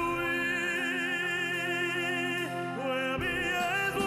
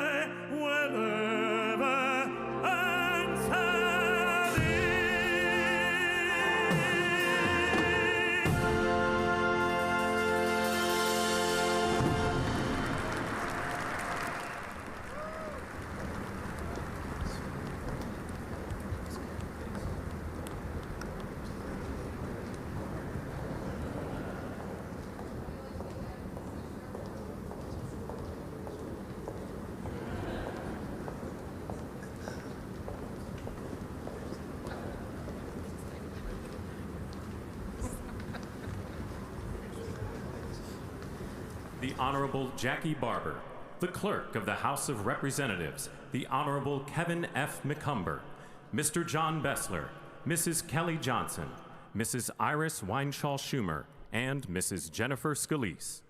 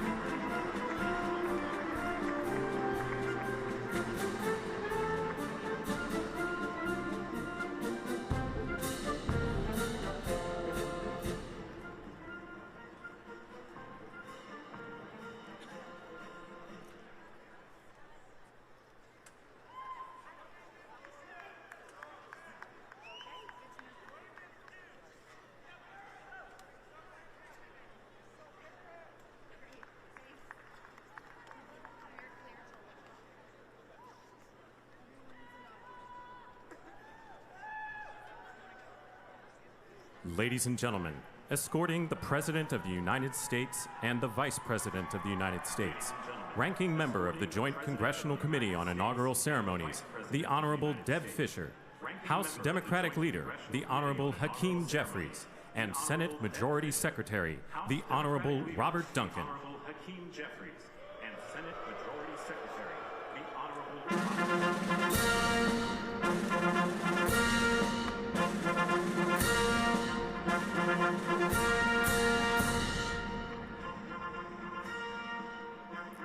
Ladies and gentlemen, the President of the United States, the Honorable Joseph R. Biden Jr., and Vice President of the United States, the Honorable Kamala Devi Harris.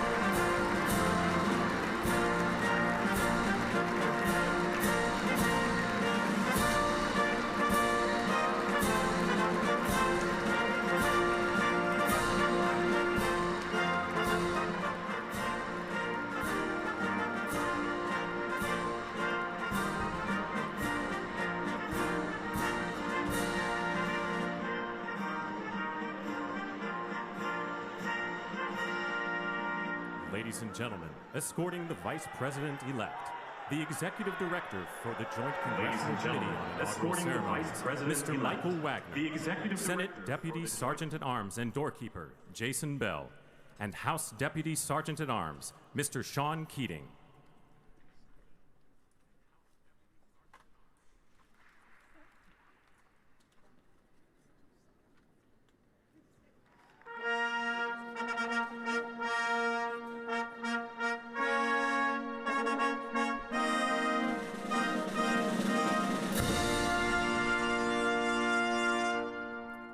Ladies and gentlemen, the Vice President-elect of the United States, the Honorable J.D. Vance. The Vice President-elect of the United States.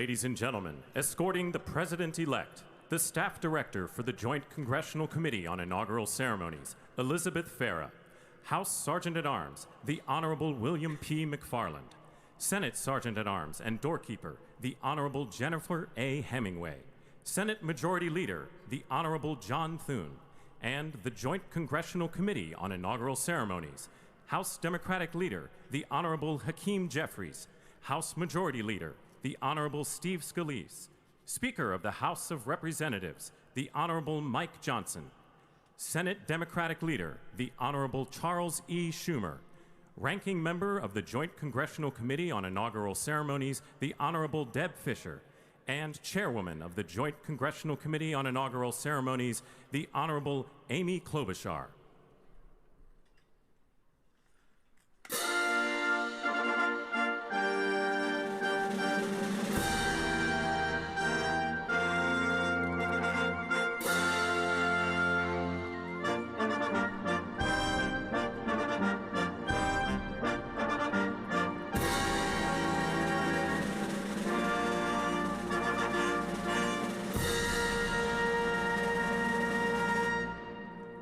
Ladies and gentlemen, the President-elect of the United States, the Honorable Donald John Trump. The President-elect of the United States, the Honorable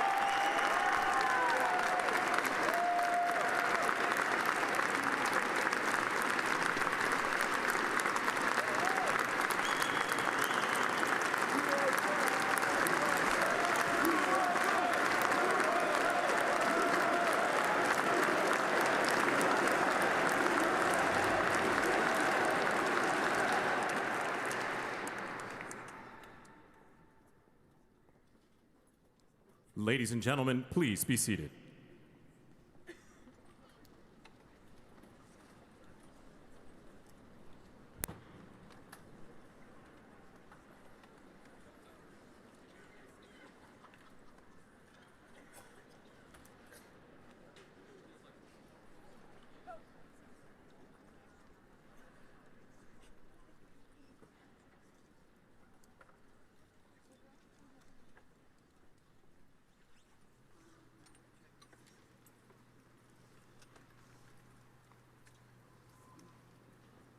Please welcome the Chairwoman of the Joint Congressional Committee on Inaugural Ceremonies, the Honorable Amy Klobuchar.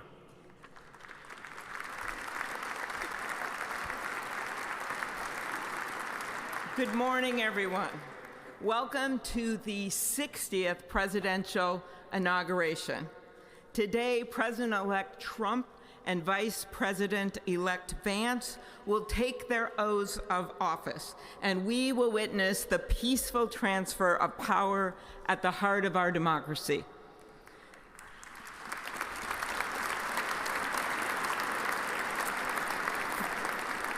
For the past year, I've chaired the Inaugural Ceremony Committee, which includes the leadership of Congress from both parties.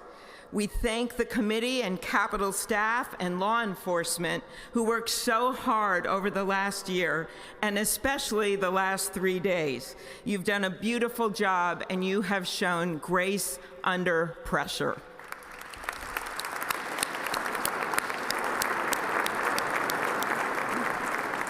Our theme this year is our enduring democracy. The presence of so many presidents and vice presidents here today is truly a testament to that endurance. We welcome President Biden and Dr. Biden. We welcome Vice President Harris and Doug Emhoff, President Obama, President Clinton and Secretary Clinton, President Bush and Laura Bush, Vice President Pence, Vice President Quayle and Marilyn Quayle. The justices of the United States Supreme Court are with us, all 9 of them I counted, and of course the Trump and Vance families. This ceremony marks what will soon be 250 years of our democracy. It is the moment when leaders, elevated by the will of the people, promise to be faithful to our Constitution, to cherish and defend it. It is the moment when they become, as we all should be, the guardians of our country. Through war and peace, through adversity and prosperity, we hold this inauguration every 4 years, and today it falls on Martin Luther King Day. A further reminder that we must strive to uphold the values enshrined in our Constitution, the freedoms, the liberties, and, as is inscribed on the entrance of the United States Supreme Court, equal justice under law.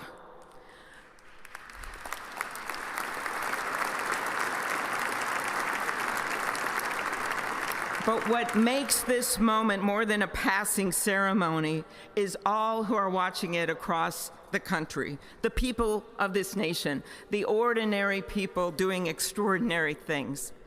President Kennedy, who at one point worked as a senator in this building and would often walk through this very rotunda, once said, "In a democracy, every citizen, regardless of interest in politics, holds office. Every one of us is in a position of responsibility." With that responsibility of citizenship comes an obligation not to seek out malice, as President Lincoln once reminded us, but to view others with a generosity of spirit despite our differences. With that responsibility of leadership comes an obligation to stand our ground when we must and find common ground when we can. With everything swirling around us, the hot mess of division, it is on all of us, to quote an incredible songwriter who just happened to be born in my state, to ensure that our nation's democracy is our shelter from the storm. There's a reason this ceremony takes place at the Capitol. In other countries, it might be in a presidential palace or a gilded executive office building. Here it is traditionally held at the Capitol, the People's House. It is a fitting reminder of the system of checks and balances that is the very foundation of our government, 3 equal branches of government. That is how, for nearly 250 years, our great American experiment, grounded in the rule of law, has endured. So, as we inaugurate a new president and vice president, let us remember that the power of those in this room comes from the people. The construction workers who build our country, the teachers and healthcare workers who nurture us, the troops defending our freedoms, and yes, the firefighters in Los Angeles putting themselves on the line for us.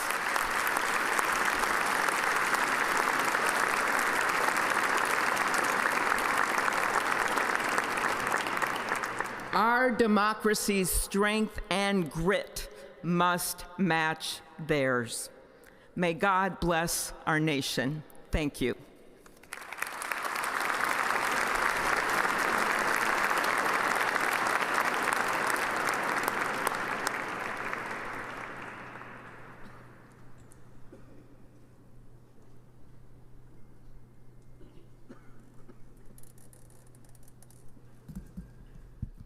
Good afternoon.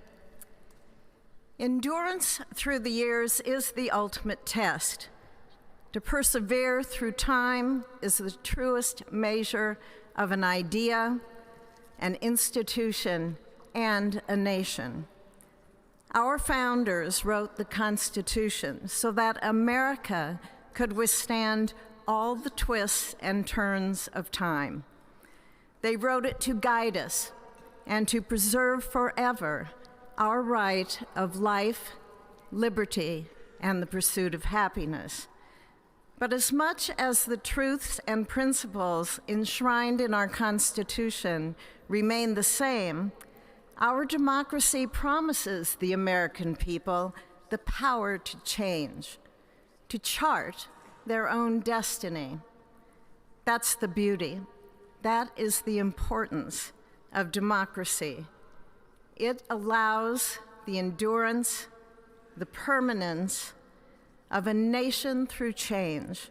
It allows nations like our United States both to avoid the obstacles and to seize the opportunities God has placed before us, all while staying true to our founding principles. Today is our country's 60th inauguration ceremony. Like all the others before it, it is a celebration of our right to set our uniquely American course. The past several years have been trying at times for many, many Americans, and also for the nations of the free world that we humbly strive to lead. In November, Americans chose again to steer this nation towards greatness, the secure, safe, and prosperous future that our founders envisioned for all of us. And today, we celebrate not only their decision to do so, but also the simple right and wisdom of a free people to make their own choice so that their nation might endure. And now, allow me to welcome Archbishop Timothy Dolan and Reverend Franklin Graham, who will deliver our invocation. Please rise.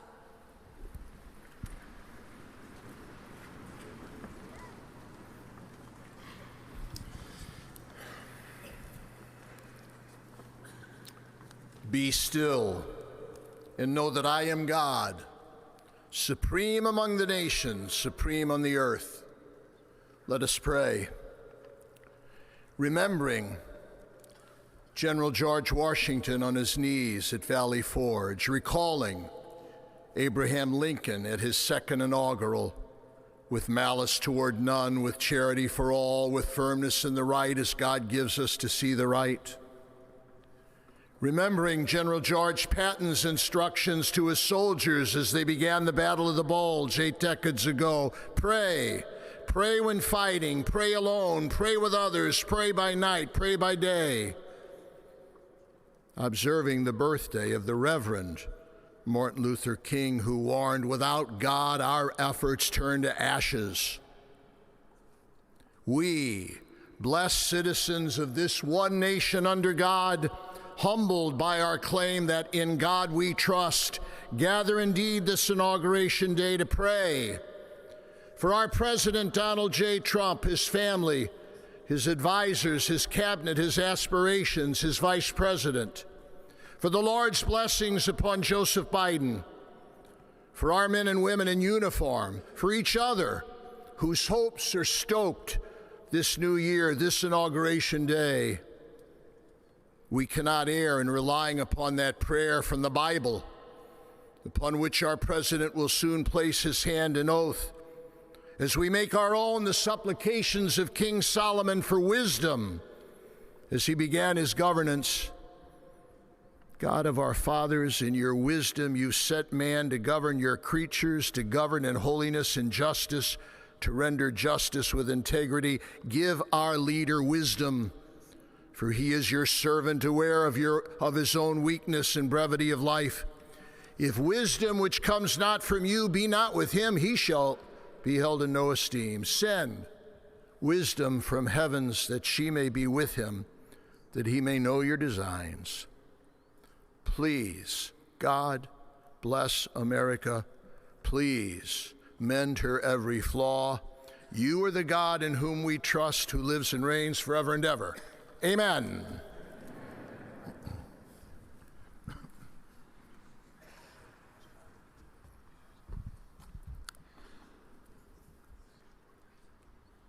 Mr. President, the last 4 years, there are times I'm sure you thought it was pretty dark. But look what God has done. We praise him and give him glory.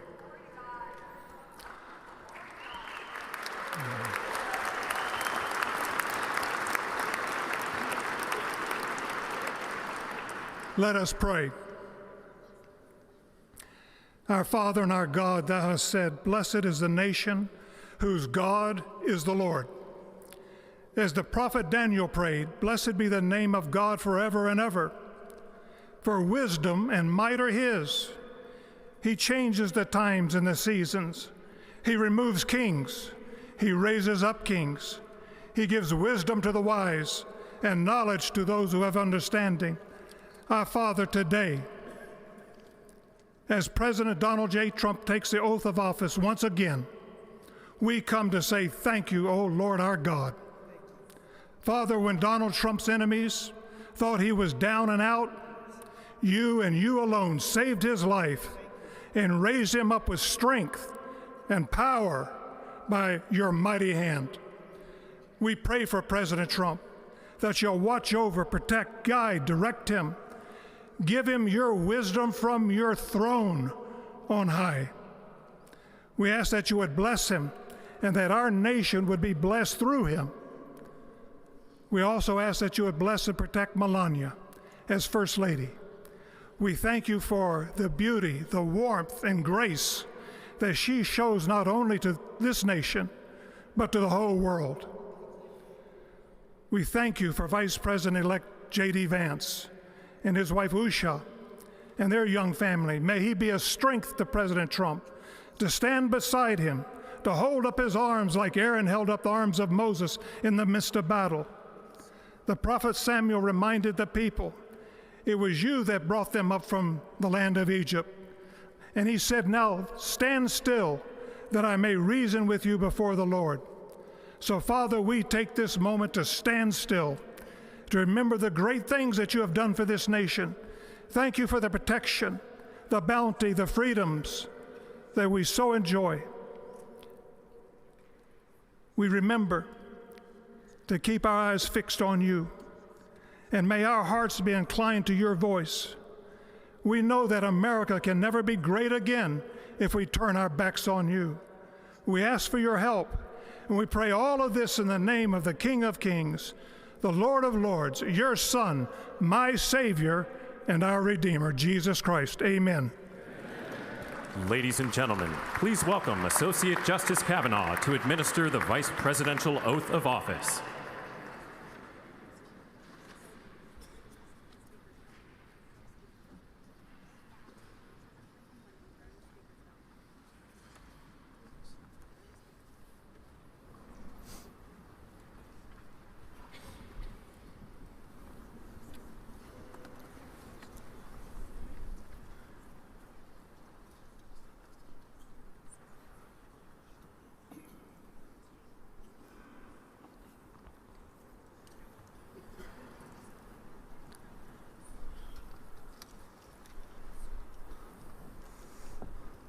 Please raise your right hand and repeat after me.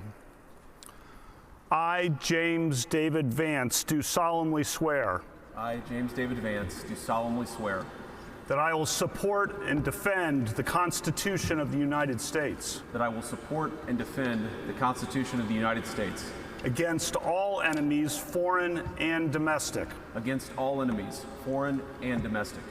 That I will bear true faith. That I will bear true faith. And allegiance to the same. And allegiance to the same. That I take this obligation freely. That I take this obligation freely. Without any mental reservation. Without any mental reservation. Or purpose of evasion. Or purpose of evasion. And that I will well and faithfully discharge. And that I will well and faithfully discharge. The duties of the office. The duties of the office. On which I am about to enter. On which I am about to enter. So help me God. So help me God. Congratulations, Mr. Vice President.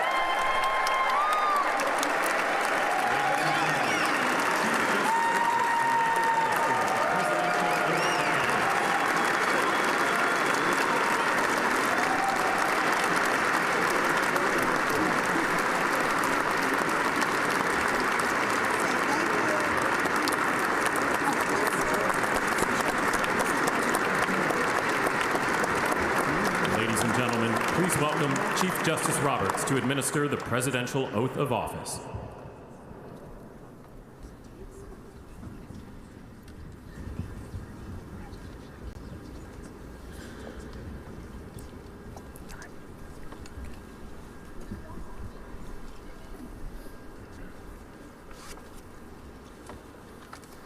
Please raise your right hand and repeat after me. I, Donald John Trump, do solemnly swear.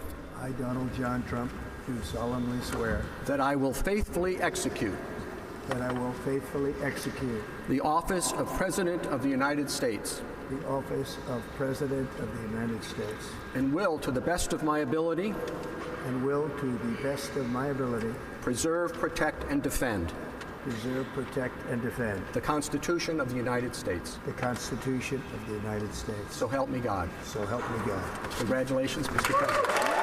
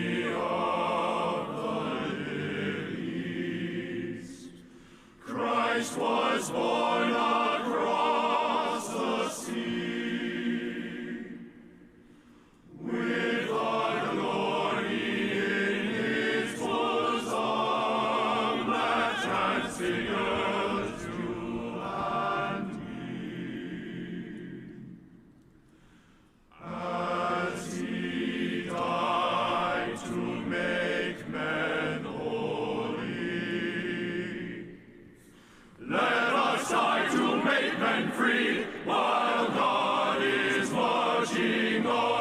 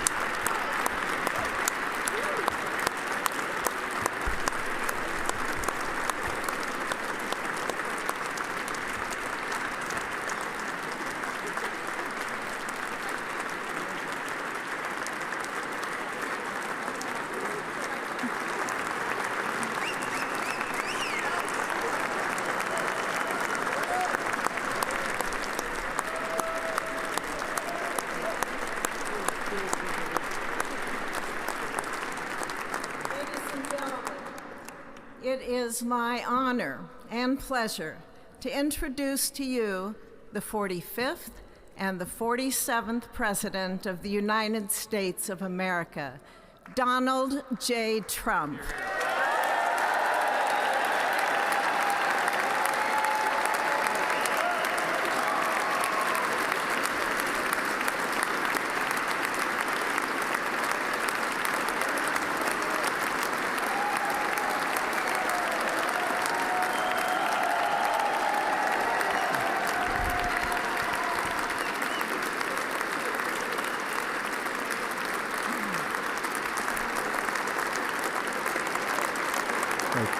Thank you very much, everybody. Well, thank you very, very much.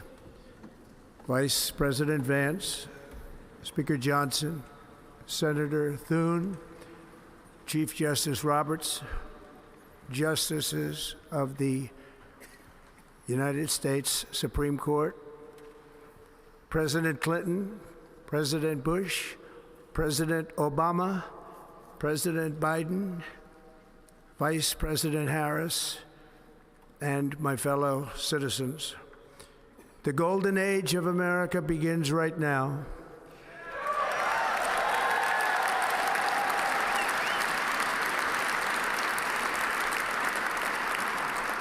From this day forward, our country will flourish and be respected again all over the world. We will be the envy of every nation, and we will not allow ourselves to be taken advantage of any longer. During every single day of the Trump administration, I will very simply put America first.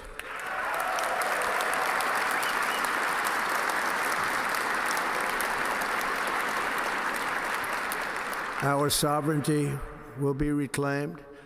Our safety will be restored. The scales of justice will be rebalanced.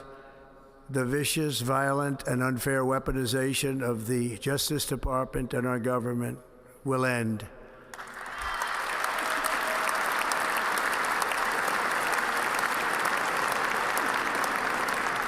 And our top priority will be to create a nation that is proud, prosperous, and free.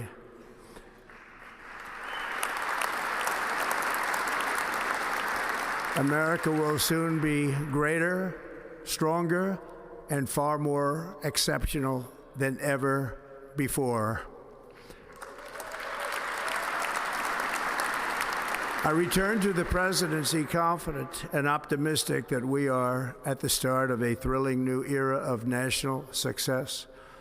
A tide of change is sweeping the country, sunlight is pouring over the entire world, and America has the chance to seize this opportunity like never before. But first, we must be honest about the challenges we face. While they are plentiful, they will be annihilated by this great momentum that the world is now witnessing in the United States of America. As we gather today, our government confronts a crisis of trust.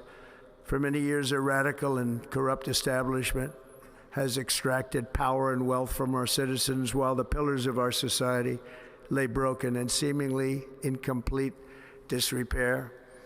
We now have a government that cannot manage even a simple crisis at home, while at the same time stumbling into a continuing catalog of catastrophic events abroad.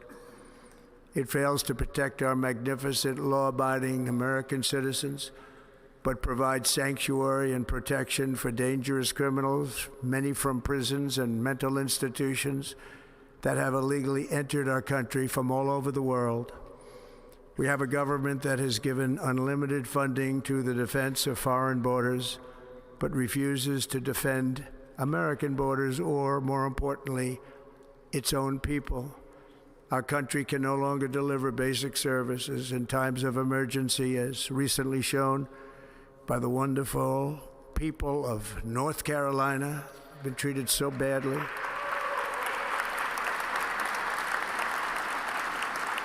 And other states who are still suffering from a hurricane that took place many months ago. Or more recently, Los Angeles, where we are watching fires still tragically burn. From weeks ago, without even a token of defense, they're raging through the houses and communities, even affecting some of the wealthiest and most powerful individuals in our country, some of whom are sitting here right now. They don't have a home any longer. That's interesting. But we can't let this happen. Everyone is unable to do anything about it. That's going to change. We have a public health system that does not deliver in times of disaster, yet more money is spent on it than any country anywhere in the world. And we have an education system that teaches our children to be ashamed of themselves in many cases, to hate our country despite the love that we try so desperately to provide to them. All of this will change starting today, and it will change very quickly.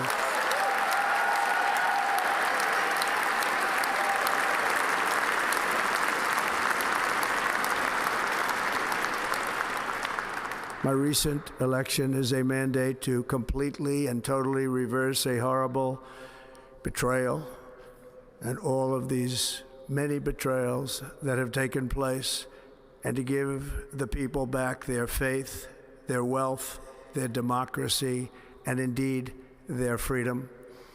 From this moment on, America's decline is over.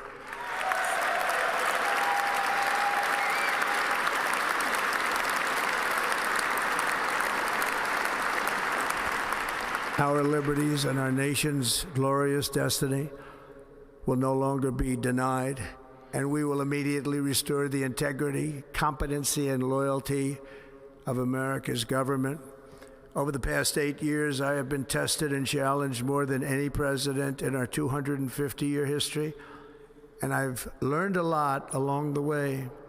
The journey to reclaim our republic has not been an easy one, that I can tell you. Those who wish to stop our cause have tried to take my freedom and indeed to take my life. Just a few months ago in a beautiful Pennsylvania field, an assassin's bullet ripped through my ear. But I felt then, and believe even more so now, that my life was saved for a reason. I was saved by God to make America great again.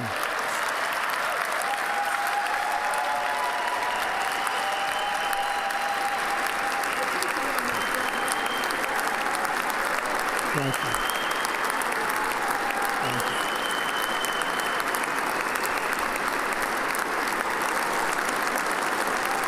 Thank you very much.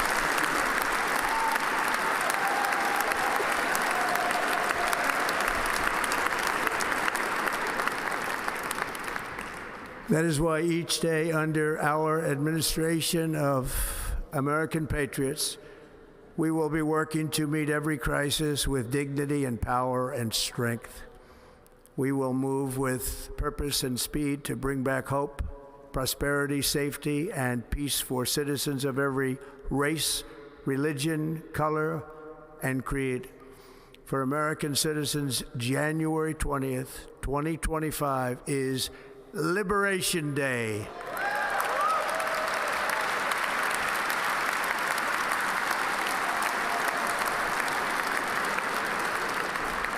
It is my hope that our recent presidential election will be remembered as the greatest and most consequential election in the history of our country.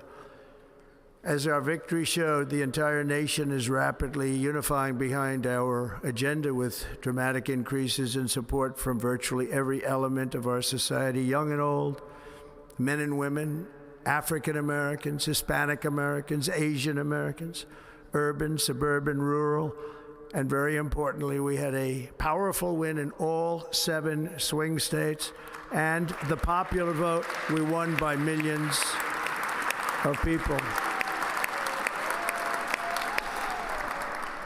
To the Black and Hispanic communities, I want to thank you for the tremendous outpouring of love and trust that you have shown me with your vote.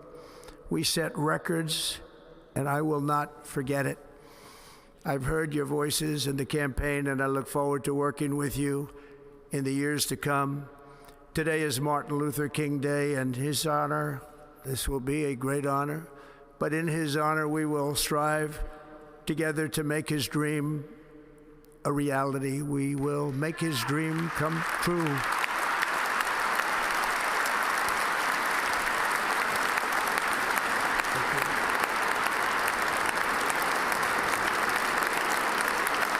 Thank you.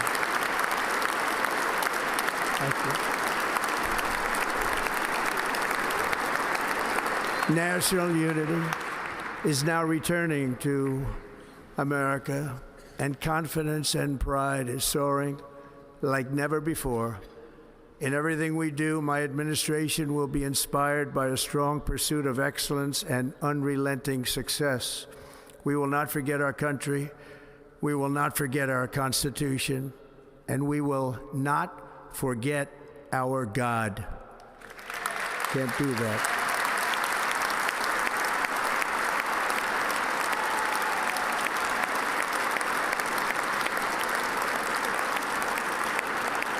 Today, I will sign a series of historic executive orders.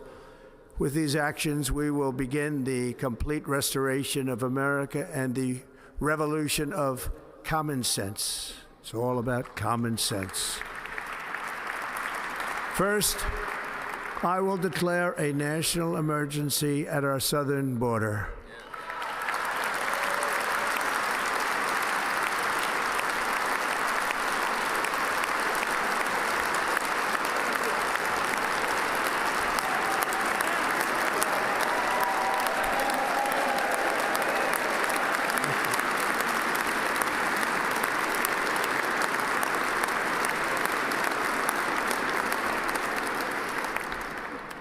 Illegal entry will immediately be halted, and we will begin the process of returning millions and millions of criminal aliens back to the places from which they came.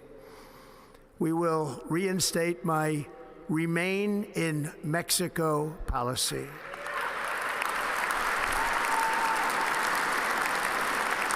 I will end the practice of catch and release.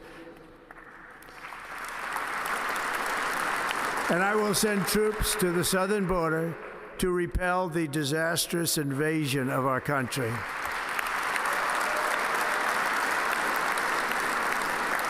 Under the orders I signed today, we will also be designating the cartels as foreign terrorist organizations.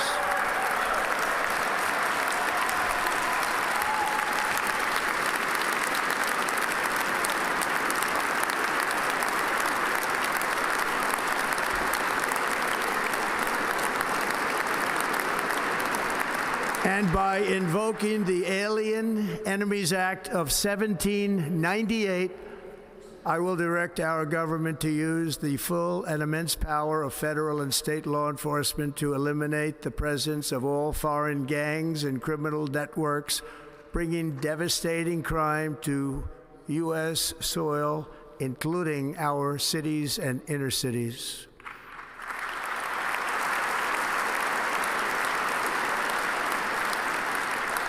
As Commander-in-Chief, I have no higher responsibility than to defend our country from threats and invasions, and that is exactly what I am going to do. We will do it at a level that nobody's ever seen before.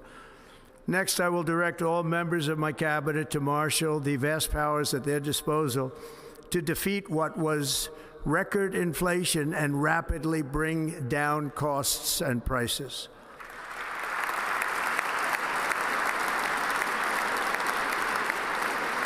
The inflation crisis was caused by massive overspending and escalating energy prices, and that is why today I will also declare a national energy emergency. We will drill, baby, drill.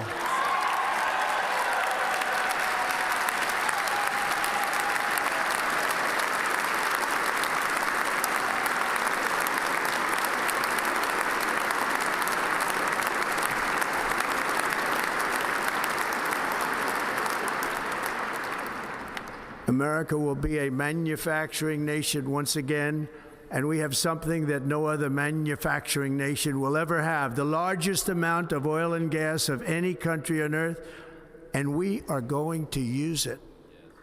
Let me use it. We will bring prices down, fill our strategic reserves up again, right to the top, and export American energy all over the world.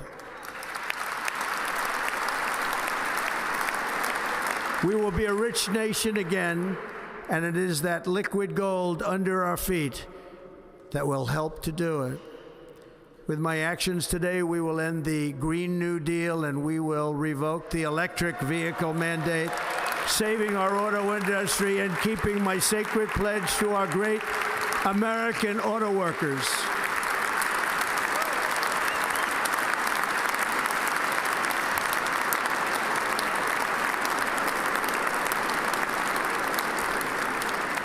In other words, you'll be able to buy the car of your choice. We will build automobiles in America again at a rate that nobody could have dreamt possible just a few years ago. And thank you to the auto workers of our nation for your inspiring vote of confidence. We did tremendously with their vote. I will immediately begin the overhaul of our trade system to protect American workers and families. Instead of taxing our citizens to enrich other countries, we will tariff and tax foreign countries to enrich our citizens.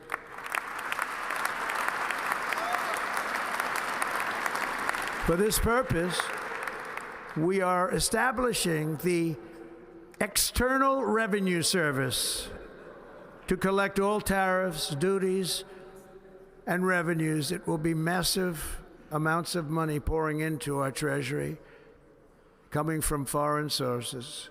The American dream will soon be back and thriving like never before to restore competence and effectiveness to our federal government. My administration will establish the brand new Department of Government Efficiency.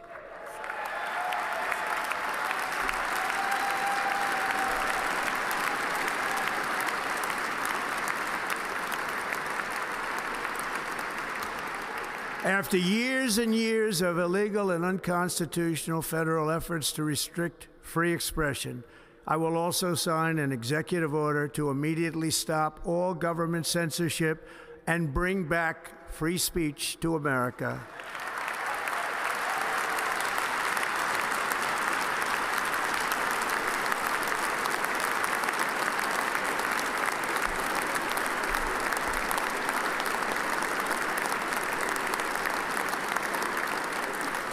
Never again will the immense power of the state be weaponized to persecute political opponents, something I know something about.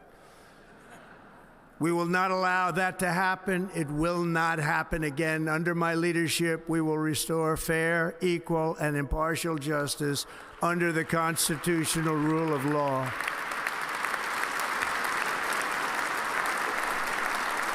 And we are going to bring law and order back to our cities. This week, I will also end the government policy of trying to socially engineer race and gender into every aspect of public and private life.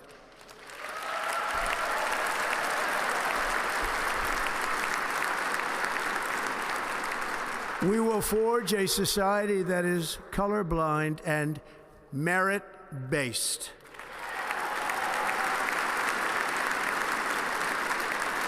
As of today, it will henceforth be the official policy of the United States government that there are only two genders, male and female.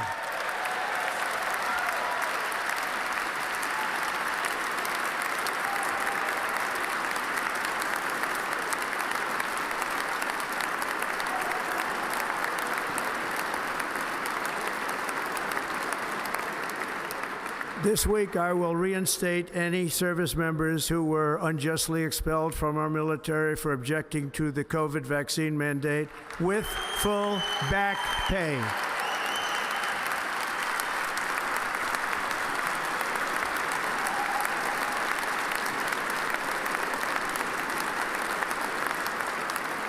And I will sign an order to stop our warriors from being subjected to radical political theories and social experiments while on duty.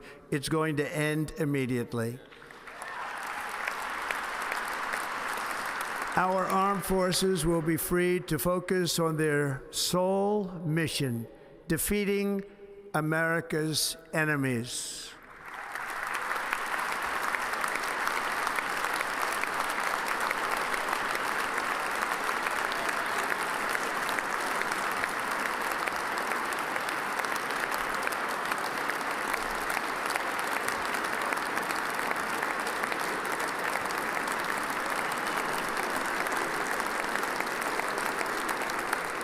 Like in 2017, we will again build the strongest military the world has ever seen.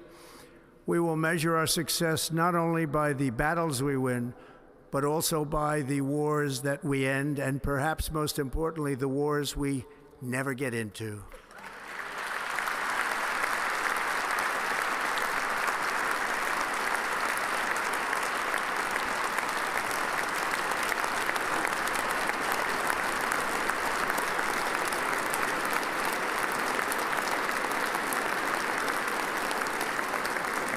My proudest legacy will be that of a peacemaker and unifier. That's what I want to be, a peacemaker and a unifier.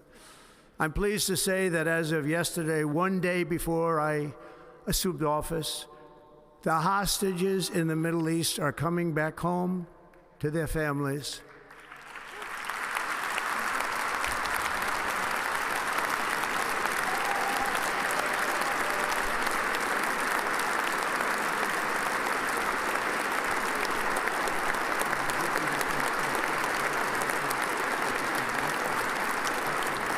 Thank you. America will reclaim its rightful place as the greatest, most powerful, most respected nation on earth, inspiring the awe and admiration of the entire world. A short time from now, we are going to be changing the name of the Gulf of Mexico to the Gulf of America, and we will restore the name of a great president, William McKinley, to Mount McKinley, where it should be and where it belongs.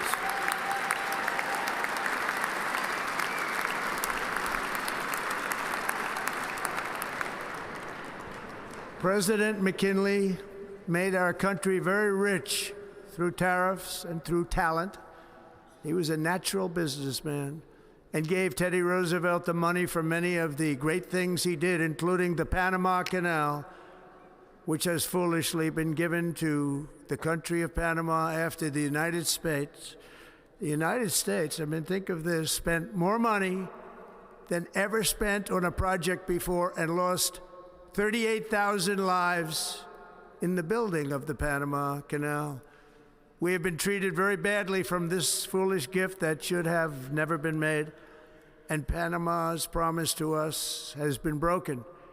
The purpose of our deal and the spirit of our treaty has been totally violated. American ships are being severely overcharged and not treated fairly in any way, shape, or form, and that includes the United States Navy.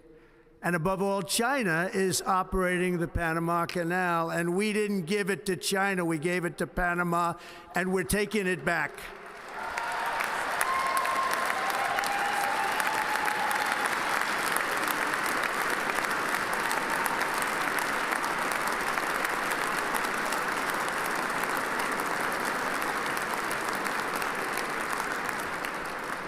Above all, my message to Americans today is that it is time for us to once again act with courage, vigor, and the vitality of history's greatest civilization. So as we liberate our nation, we will lead it to new heights of victory and success. We will not be deterred. Together we will end the chronic disease epidemic and keep our children safe, healthy, and disease-free. The United States will once again consider itself a growing nation, one that increases our wealth, expands our territory, builds our cities, raises our expectations, and carries our flag into new and beautiful horizons. And we will pursue our manifest destiny into the stars, launching American astronauts to plant the stars and stripes on the planet Mars.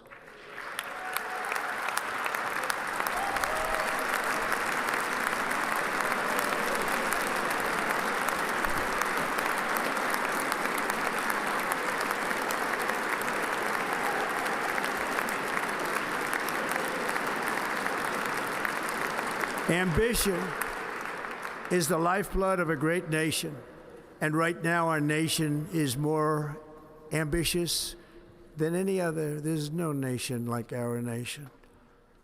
Americans are explorers, builders, innovators, entrepreneurs, and pioneers. The spirit of the frontier is written into our hearts. The call of the next great adventure resounds from within our souls. Our American ancestors turned a small group of colonies on the edge of a vast continent into a mighty republic of the most extraordinary citizens on earth. No one comes close. Americans pushed thousands of miles through a rugged land of untamed wilderness. They crossed deserts, scaled mountains, braved untold dangers, won the Wild West, ended slavery, rescued millions from tyranny, lifted billions from poverty, harnessed electricity, split the atom, launched mankind into the heavens, and put the universe of human knowledge into the palm of the human hand. If we work together, there is nothing we cannot do and no dream we cannot achieve. Many people thought it was impossible for me to stage such a historic political comeback. But as you see today, here I am. The American people have spoken.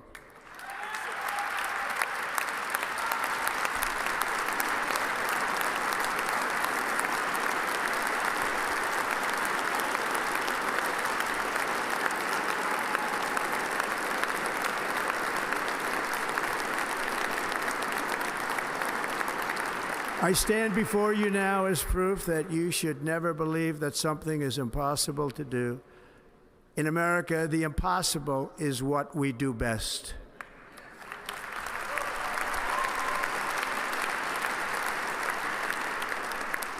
From New York to Los Angeles, from Philadelphia to Phoenix, from Chicago to Miami, from Houston to right here in Washington, D.C., our country was forged and built by the generations of patriots who gave everything they had for our rights and for our freedom.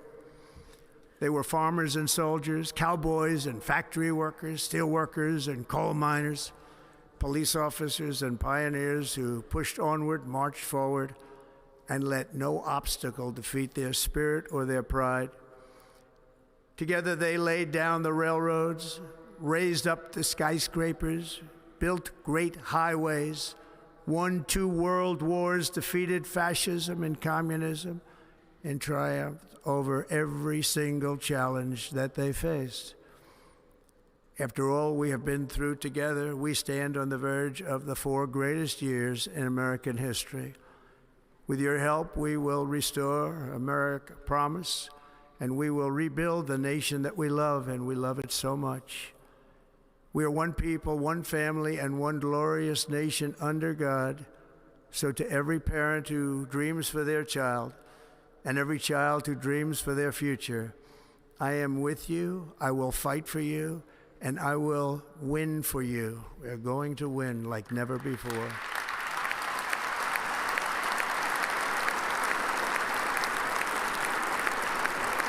Thank you. Thank you.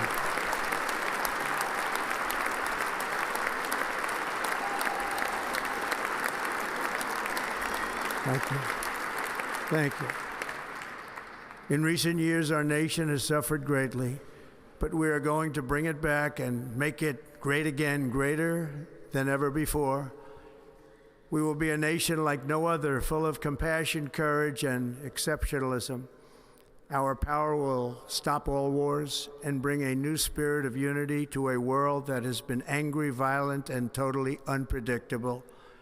America will be respected again and admired again, including by people of religion, faith, and goodwill. We will be prosperous. We will be proud. We will be strong, and we will win like never before. We will not be conquered. We will not be intimidated. We will not be broken, and we will not fail. From this day on, the United States of America will be a free, sovereign, and independent nation. We will stand bravely. We will live proudly.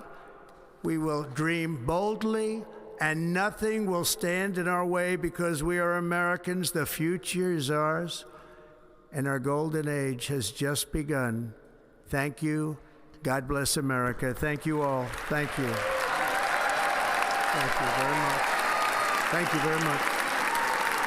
Thank you.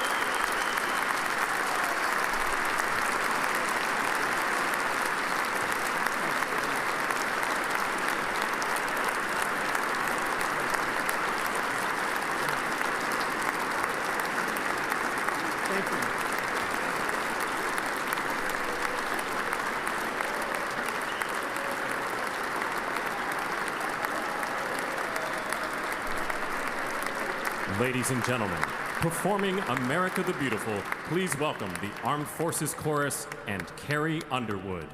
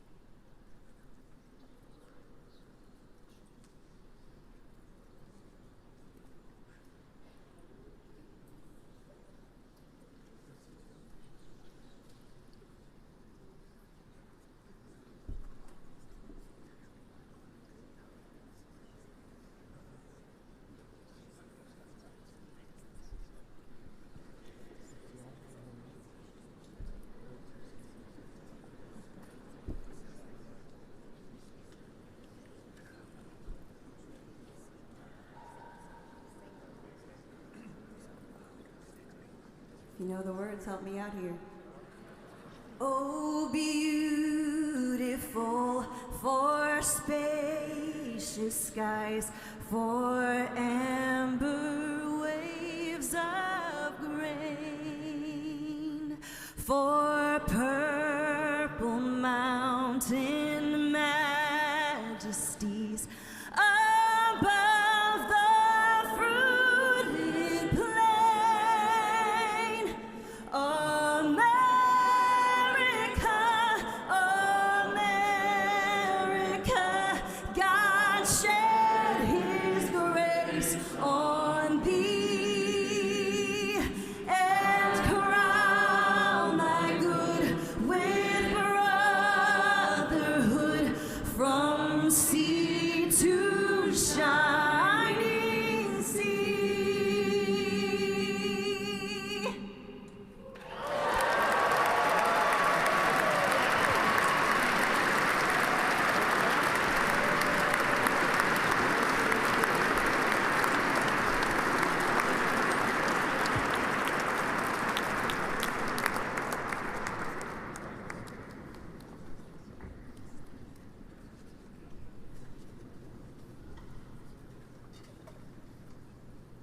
Ladies and gentlemen, Senator Fisher will now introduce the benediction clergy.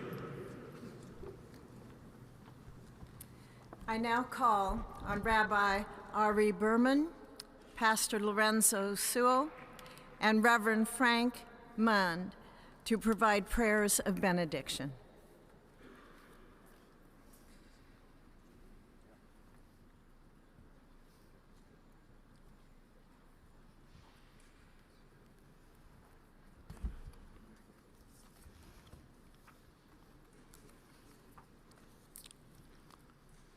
Let us pray. Almighty God, your prophet Jeremiah walked the streets of Jerusalem and blessed its inhabitants with the Hebrew words, Baruch HaGever Asher Yiftach BaHashem. Blessed is the one who trusts in God. Thousands of years later, this great nation, which adopted these words as its motto, "In God we trust," stands at a moment of historic opportunity. Americans are searching for meaning. Our merciful Father, help us rise to meet this moment. Bless President Donald J. Trump and Vice President J.D. Vance with the strength and courage to choose the right and the good. Unite us around our foundational biblical values of life and liberty, of service and sacrifice, and especially of faith and morality, which George Washington called the indispensable supports of American prosperity. Guide our schools and college campuses, which have been experiencing such unrest, to inspire the next generation to pair progress with purpose, knowledge with wisdom, and truth with virtue. Hear the cry of the hostages, both American and Israeli, whose pain our president so acutely feels. We are so thankful for the 3 young women who yesterday returned home, and pray that the next 4 years brings peace to Israel and throughout the Middle East. Almighty God, grant all Americans the opportunity to realize our shared dream of a life filled with peace and plenty, health and happiness, compassion and contribution.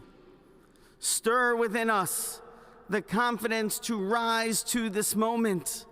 For while we trust in God, God's trust is in us, the American people. America is called to greatness, to be a beacon of light and a mover of history. May our nation merit the fulfillment of Jeremiah's blessing, that like a tree planted by water, we shall not cease to bear fruit. May all of humanity experience your love and your blessing. May it be thy will, and let us say, Amen. Let us pray for our 47th president. Heavenly Father, we're so grateful that you gave our 45th and now our 47th president a millimeter miracle. We are grateful that you are the one that have called him for such a time as this, that America would begin to dream again. We pray that we would fulfill the true meaning of our creed, that we hold these truths to be self-evident, that all men are created equal. We pray that you use our president, that we will live in a nation where we will not be judged by the color of our skin, but by the content of our character. Heavenly Father, in the name of Jesus, we are so grateful today that you will use our 47th president so we would sing with new meaning, my country, 'tis of thee. Sweet land of liberty, of thee I sing. Land where my fathers died, land of the pilgrim's pride, from every mountainside. Let freedom ring, and because America is called to be a great nation, we believe that you will make this come true. So let freedom ring. From the prodigious hilltops of New Hampshire, let freedom ring. Or from the mighty mountains of New York, let freedom ring. From the heightening Alleghenies of Pennsylvania, let freedom ring. From the snow-capped Rockies of Colorado, let freedom ring.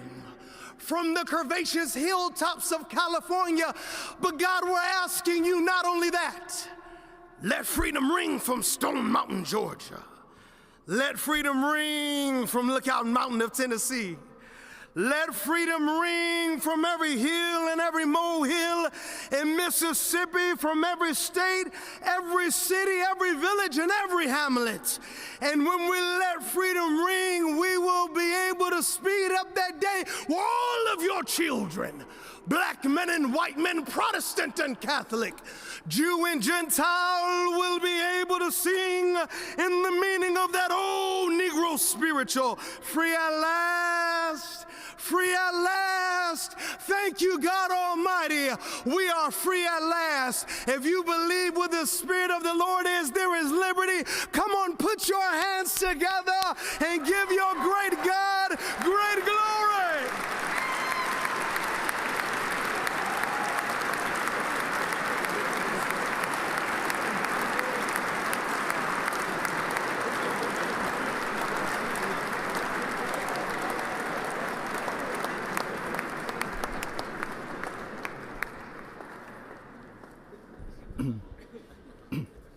Almighty and eternal God, we gather here today in reverence, joined in our shared hopes and dreams for our beloved nation. In this sacred moment of the inauguration of President Donald J. Trump and Vice President J.D. Vance, we turn our hearts to you, seeking your divine assistance and abundant blessings upon this pivotal moment in history. We come before you with profound gratitude for the many gifts you have bestowed upon our land. Thank you for the freedoms we cherish, for the strength of our communities, and for the resilience of our spirit. As our President and Vice President embrace their newly appointed roles, we humbly implore that your everlasting love and wisdom will envelop them. Grant them the clarity of mind to navigate the challenges that lie ahead, and the compassion to serve all citizens with fairness and integrity. May their hearts be filled with a giving spirit and sincere understanding for those whom they represent. May they be beacons of hope in times of uncertainty and prophetic voices in defending the dignity of all created life. We pray for a spirit of collaboration to flourish in our government and across our nation, fostering an environment where dialogue and heartfelt listening will prevail over division or discord.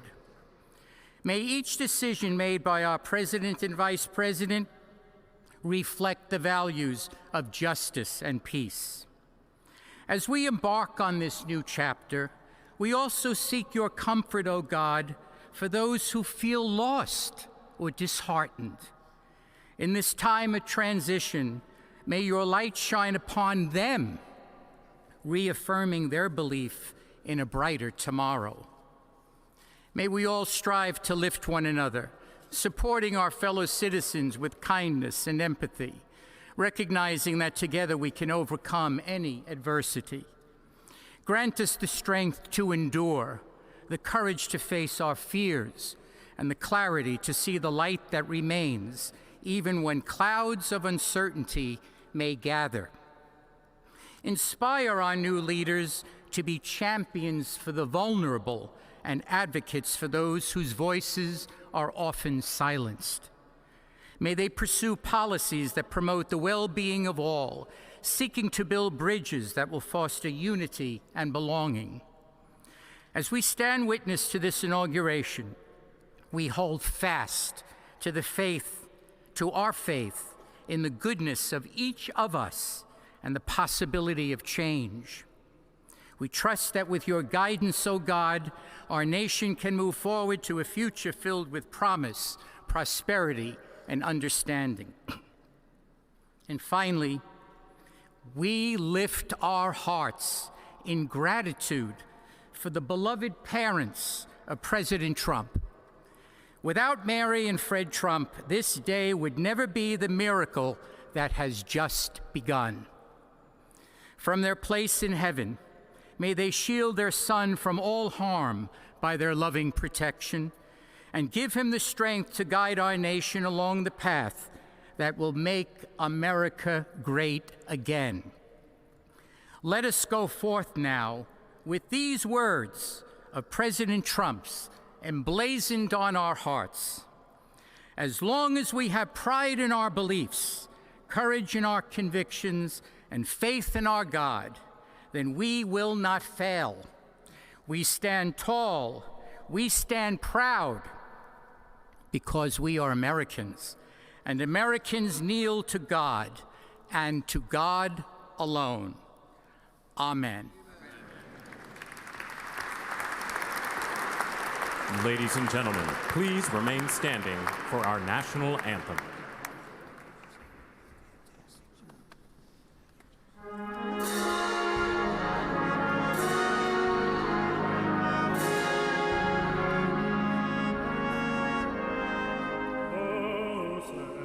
Can you say, by the dawn's early light, what so proudly we hailed at the twilight's last gleaming, whose broad stripes and bright stars through the perilous fight o'er the ramparts we watched were so gallantly streaming, and the rockets had gleamed, the bombs blasting in earth, gave proof through the night that our flag was still there.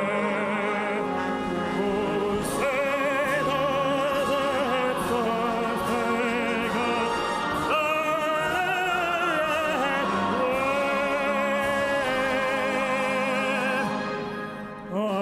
banner wave?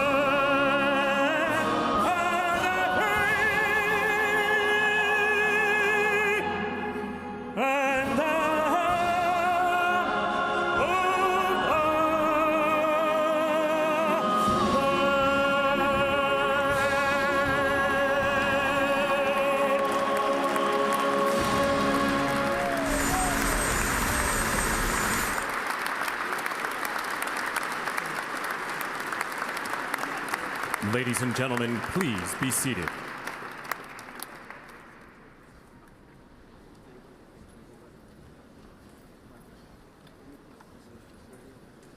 Ladies and gentlemen, please remain at your seats while the President and official party depart the platform.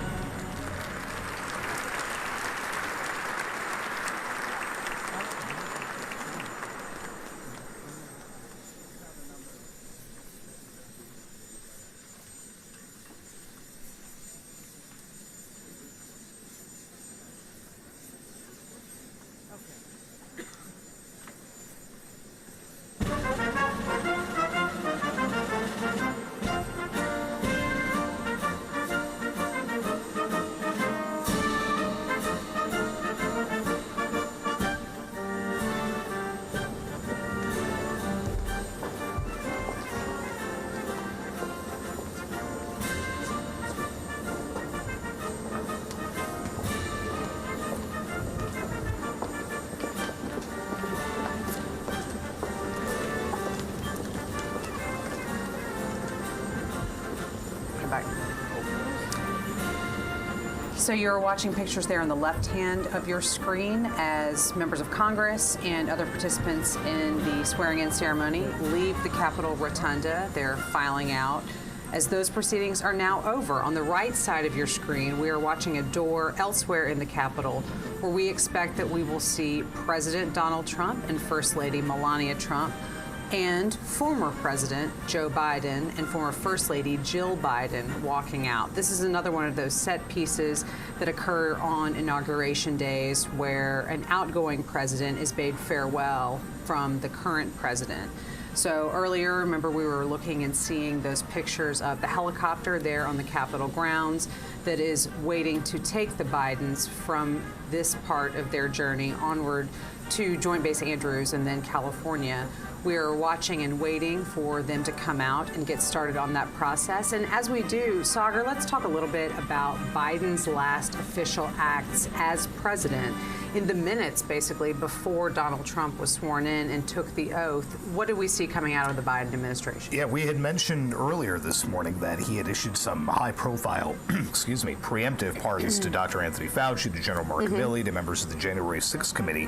Literally in the waning moments before Donald Trump took the oath, he extended preemptive pardons to his two spouses, to Valerie Biden and to Robert Biden, and their spouses, to basically protect them from threats from Trump. The president, in a written statement, said that his family had been subjected to unrelenting attacks and threats, and that he had no reason to believe the attacks would end. So he has extended pardons to family members, also to Native American activist Leonard Peltier, who has been serving a prison sentence for killing 2 FBI agents back in the 70s. So a flurry of last-minute executive action like that from President Biden in the very minutes before he became former President Biden.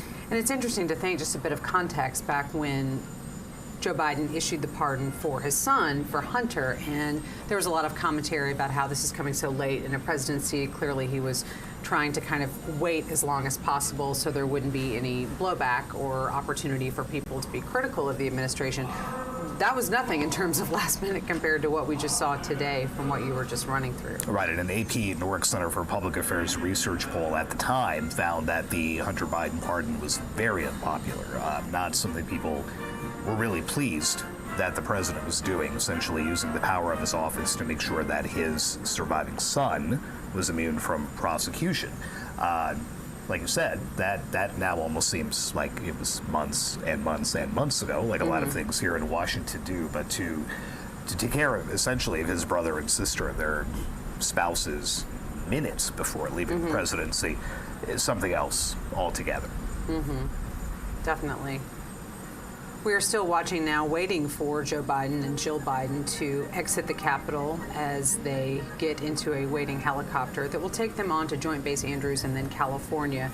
We anticipate they will be going to Santa Ynez, which is an area that the Bidens most recently traveled to in August after his remarks at the Democratic National Convention in Chicago.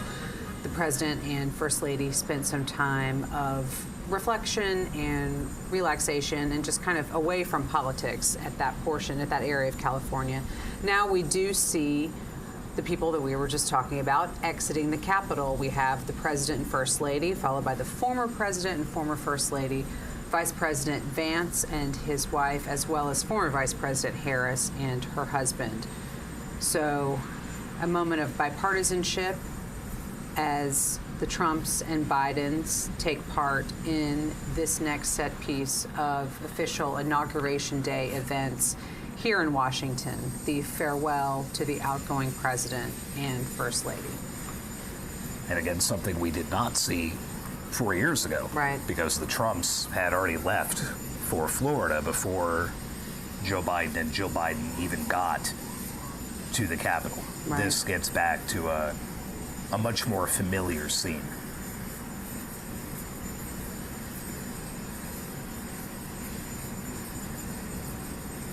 It's been striking how much engagement now former President Biden has had with Melania Trump, with Donald Trump.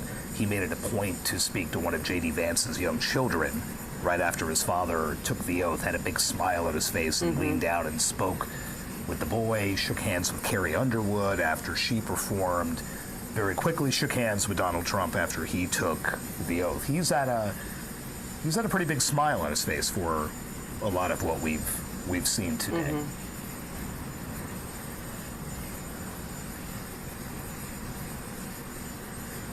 And I can't imagine the helicopter's rotors with the wind whipping up are going to feel very good coming up here.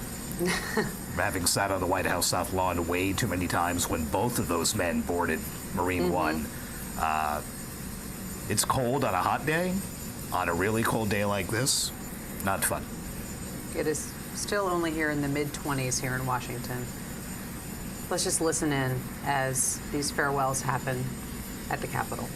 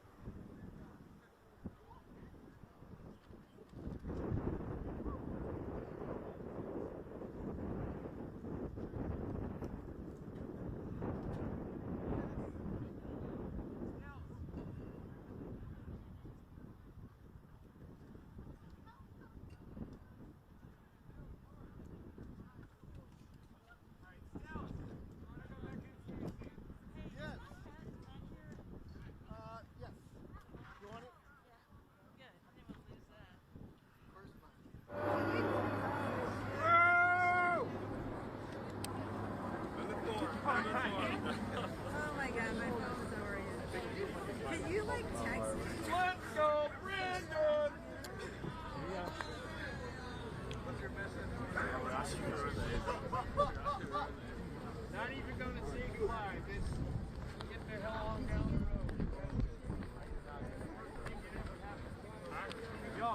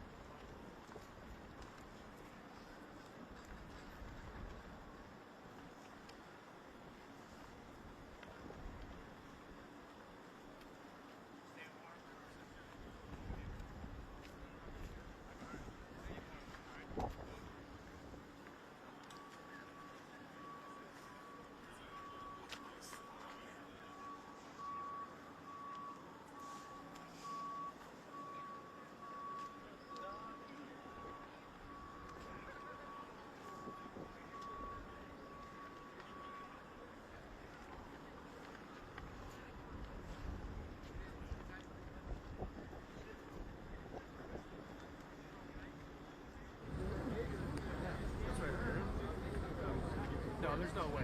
There's no way. He's got a lot of shit to do.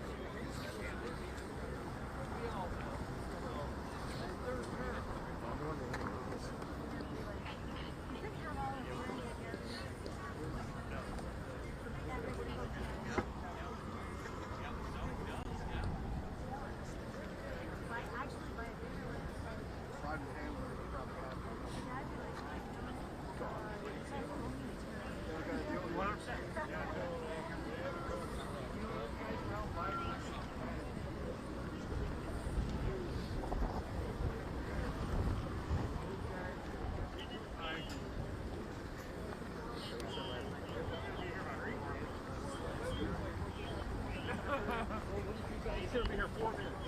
Yeah, 2 hours county. Oh, yeah. He's over 4,000 hours.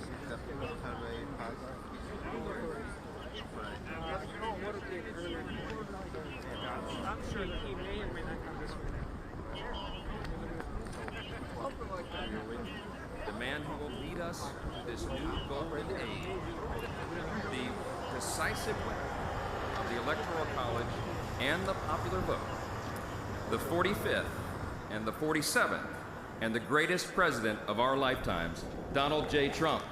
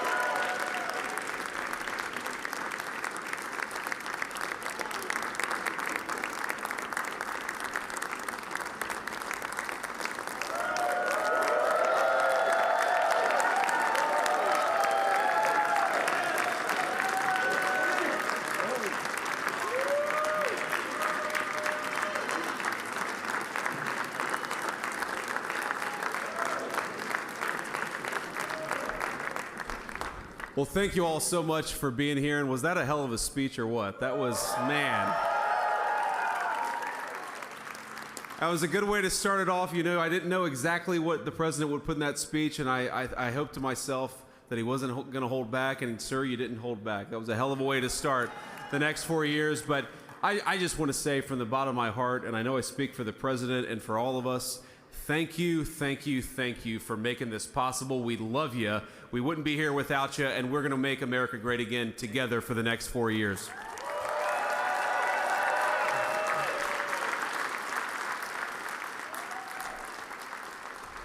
And the last thing I'll say is, you know, having stood outside for about 5 minutes to wave goodbye to the Bidens, thank God we moved that thing indoors, because it was a beautiful ceremony and it was cold as hell outside. So, sir, the 45th and 47th President of the United States, Donald J. Trump.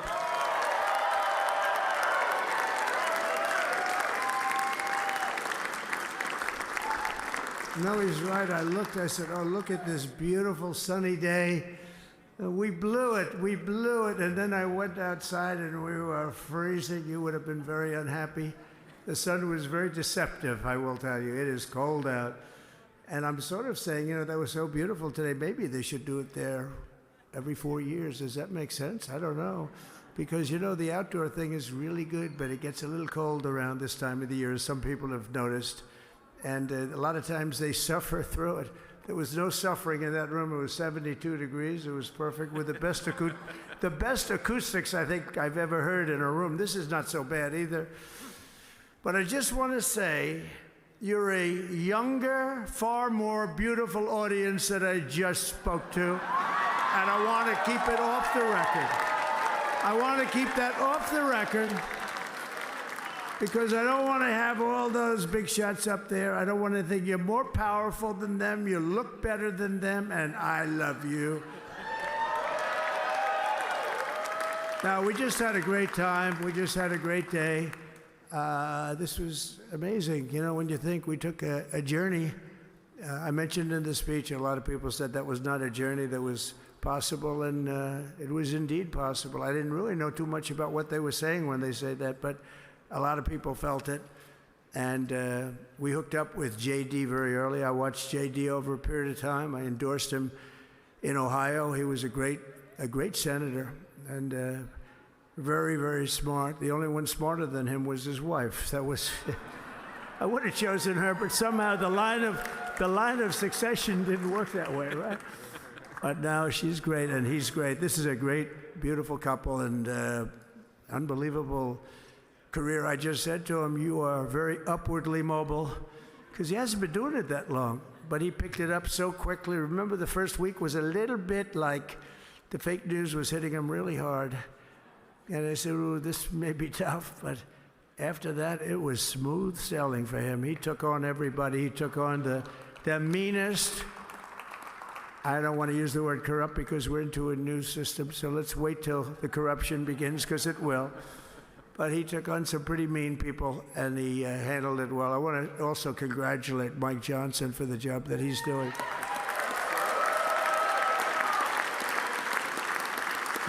Steve, we gave him a majority of almost nothing, and then I said to make it tougher on him, let me take 2 or 3 of the people, right? I said he'll only have to suffer with that for about 3 months. How are they doing, by the way? Are they? Is that moving along? Totally unified. I said, do you mind if I take this one, that one, and a couple of others?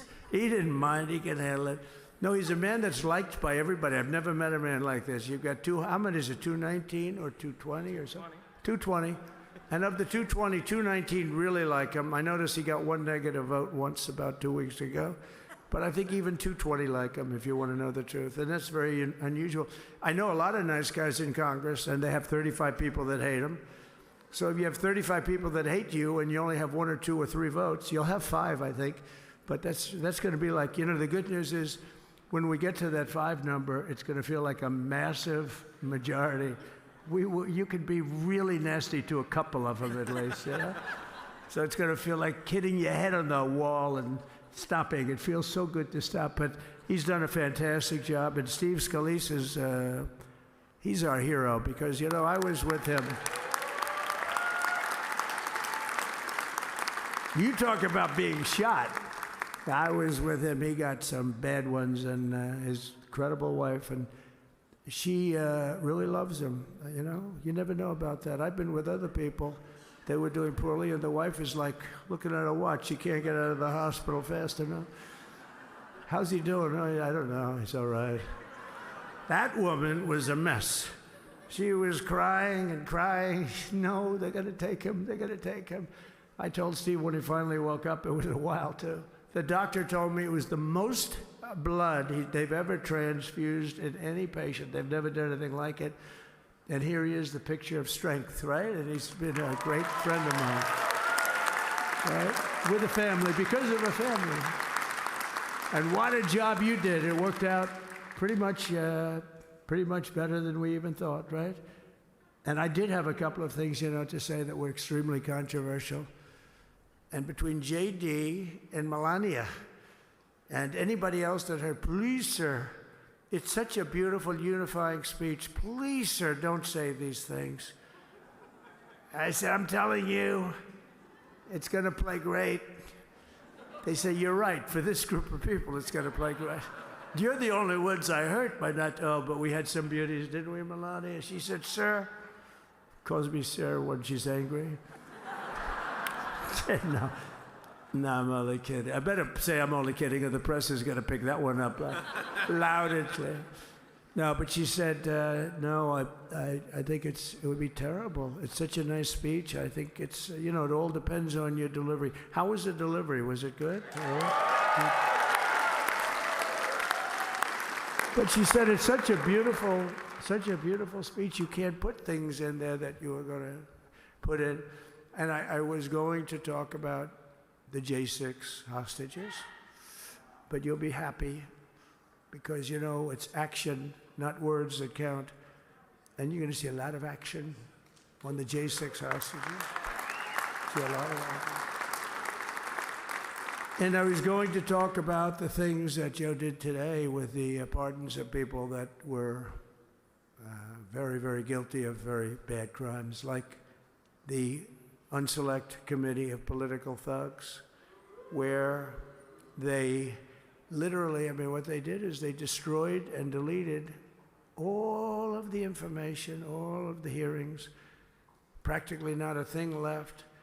They deleted all the information on Nancy Pelosi having turned down the offer of 10,000 soldiers. You wouldn't have needed 10,000. You could have had 500, and it would have stopped. Because we may have had 1 million people that day, the people that were there. You don't see any photographs, but we have a lot of great photos. But you don't see those photographs. They don't put them in. They show the people at the Capitol. But I was talking about that. I was going to talk about that. They said, please don't bring that up right now. You can bring it up tomorrow. I said, how about now in front of the I'll bring it up right now. This little time delay is good because we're getting great reviews on the speech. Now watch. They'll take the speech and say, I didn't like it because he left there and he's talked to people. But we're giving you a little more information than we gave upstairs. But no, they pardoned a lot of people. They pardoned, before we even get to today, they pardoned, 33 murderers, absolute murderers, the worst murderers. When you get the death sentence in the United States, you have to be bad because they don't give it much. And he pardoned almost everybody having a death sentence. And if you went through the crimes that were committed, you wouldn't even believe them, the level of violence, the people that were killed, the innocence of people that were killed, and children killed by these people. And he pardoned them for whatever reason. He spared them, but they didn't spare the people that they killed. And who knows what happens in the future. It's one of the worst because a lot of times they let them out early after that. They say you're going to be in for life, but then all of a sudden they get let out for good behavior, and then they go on a rampage. It's one of those little things, right? But I was going to talk about that. But I was really going to talk about the level of, what's going on. Why are we doing this? Why are we trying to help a guy like Milley? Why are we doing Milley? He was pardoned. What he said, terrible what he said. Why are we helping some of the people? Why are we helping Liz Cheney? Liz Cheney is a disaster. She's a crying lunatic and crying crying Adam Kinzinger. He's a super crying. I never saw the guy not crying. He's always crying. I looked at him. I remember years ago he was actually on my side. And then one day, you know, when you don't want to kill people in wars, they turn against you. Liz Cheney hated the concept of not going to war with everybody. Let's kill everybody. Let's spend a lot of money on military equipment, you know, where her father works, right? And but what she did was incredible. Think of it. They destroyed and deleted all of that information that went on for almost 2 years against Trump. And the reason they did, because it was all false. Like the person that said, I tried to strangle a Secret Service agent. That's one of the toughest human beings I think I've ever seen.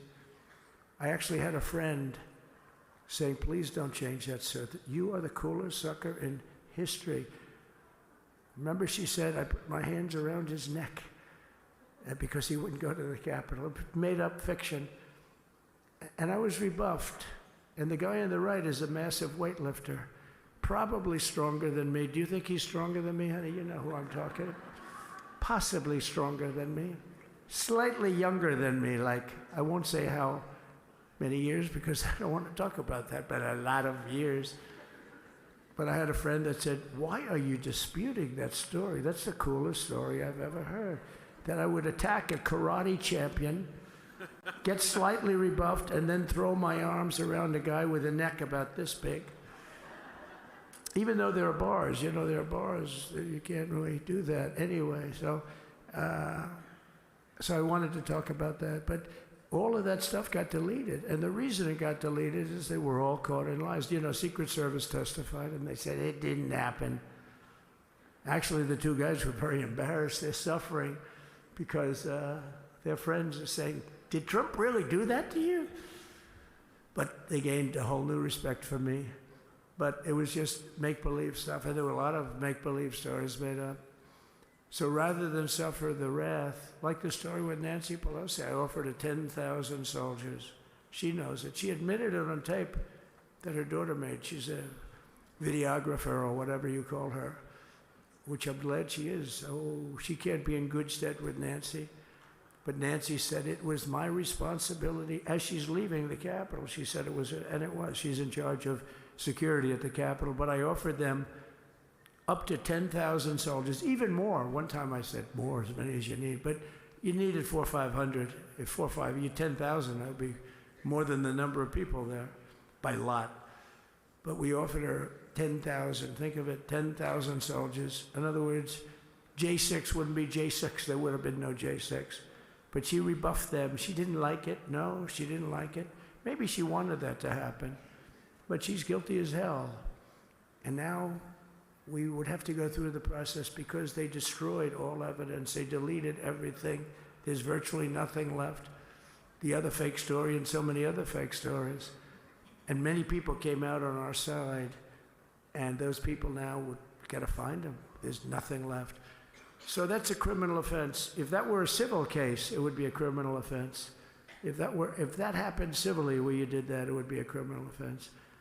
So I decided I'm not going to make this speech complicated. I'm going to make it beautiful. I'm going to make it a unifying speech. And then when they said we have a group of people that are serious Trump fans, I said, this is the time to tell those stories.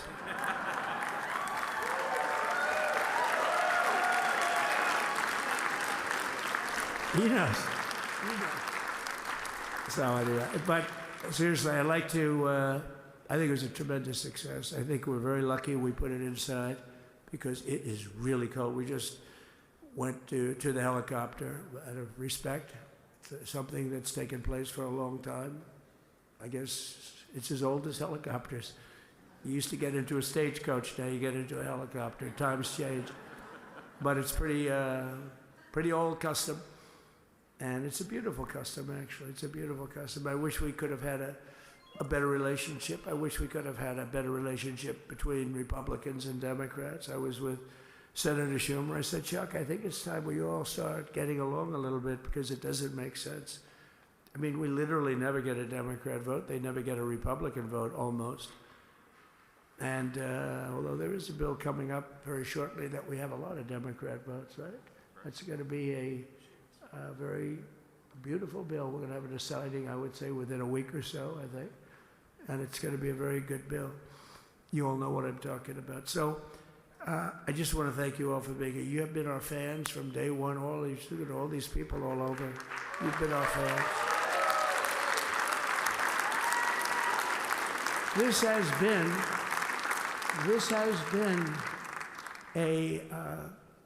never been anything like it. There's never been anything like it. This has been a movement like no movement ever in history for probably any country, let alone this country. You know, if somebody's running for president, and if they go out and they announce they're going to Arizona, they're going to Nevada, they're going to someplace, if you have 200 or 300 people, that would be standard. Ronald Reagan would go out. I mean, outside of the last couple of days where people get a little excited, but even then you have a couple of thousand people. But if you're going to go someplace, any place, any one of the swing states, any one of the other states, I mean, how about the non-swing states? We won Alabama by 48 points. We won Tennessee by massive numbers. Wyoming, we won by numbers that are, nobody's ever seen numbers like that. And, you know, places like California, we did great, but when they send out like 38 million ballots, nobody knows where the hell they're sending them, and then they come pouring back, the whole thing. You know, they passed a law in California that if you work in an election bureau and if you so much as ask for a voter ID, if you say, sir, ma'am, could I please look at your voter ID? They have the right to put you in jail. You're a criminal. Can you believe that? There's only one reason that happens. They want to cheat. So they had it where voter ID wasn't accepted. But now if you even ask for it, this is seriously a bill that was just signed, passed in their legislature, and it was signed. And I think when we get things cleaned up and we get back to a little bit of normalcy, I'm going to ask the Speaker to really get involved, because I think we would have won the state of California, because, you know, if you look at my numbers with Hispanic, we're at 56%, and we were winning. We won the Texas border that had never been won. As the governor said, he's doing a good job, the governor, by the way, of Texas. But as the governor said, it hasn't. Oh, did I get lucky? Did I get lucky? Supposing I said, you know, he's not here, but the governor of Texas has done a terrible job. Wow, look at you. You mean we couldn't get you up in the front row? I tell you. Supposing I said, JD, the governor of Texas, he's not doing his job. You heard what I said. See, I didn't know you were there. I said he's doing a great job. He's doing a phenomenal job. But now you're going to have a partner that's going to work with you, because you didn't have, not only didn't he have a partner, he had people selling the wall, right? We have a fence structure that we worked on, the governor worked on with me. And I didn't love it, to be honest with you. I wanted a nice precast concrete, you know, 40, 50 feet high, like a beautiful, could have been a T-shape, Y-shape. I love construction. I wanted that sucker to go up maybe 50, 60 feet. It would have looked beautiful, a nice Y shape. And they said, the problem is, sir, they climbed that like a rabbit. I said, what do you mean? No way. And they brought some of these guys out. They climbed it like... And the other thing is you hit it with acid and the thing will disintegrate. You know, they have things for concrete.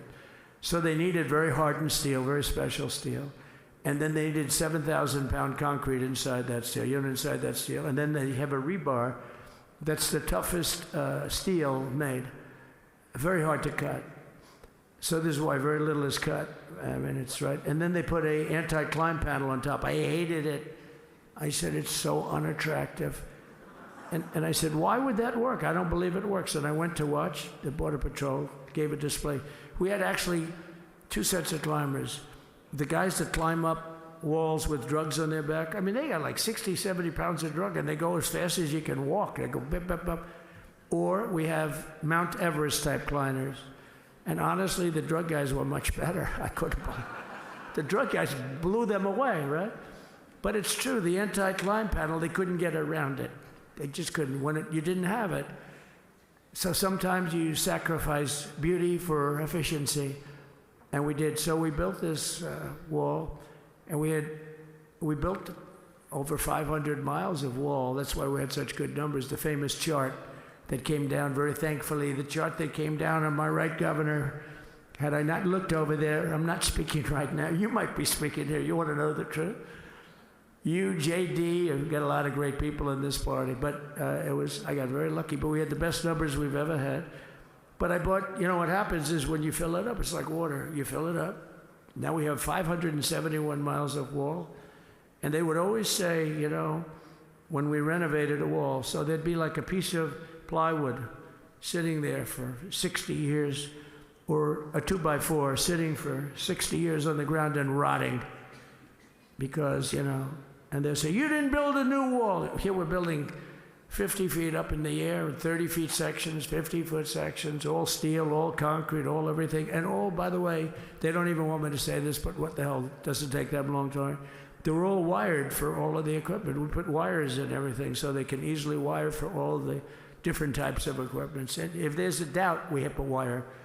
Whenever we just look, you just find the wires all over the place up top, so we can just hook it up. We don't have to have wires on the outside, which wouldn't do too well, right? So anyway, we built an extra 200 miles of wall, and the governor wanted to buy it. He tried to buy it, and they wouldn't sell it to him. He wanted to put it up himself. Could have been done in 3 to 4 weeks, 200 more miles, because when you do it, now they just keep going further out, getting around. So we did an extra 200 miles, and it was all bought, and they announced that they're not going to put it up. And that's when I realized they wanted open borders, and that's when I realized that people are going to come pouring through the wall like nobody's ever seen before, but you've seen it. A lot of you are here because of that.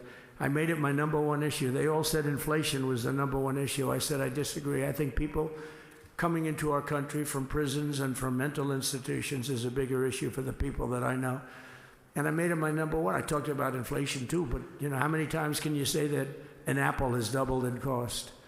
I'd say it, and I'd hit it hard, but then I go back to the fact that we don't want criminals coming into our country. We don't want the jails of every country in the world virtually being deposited into the United States, and that man had to suffer with it.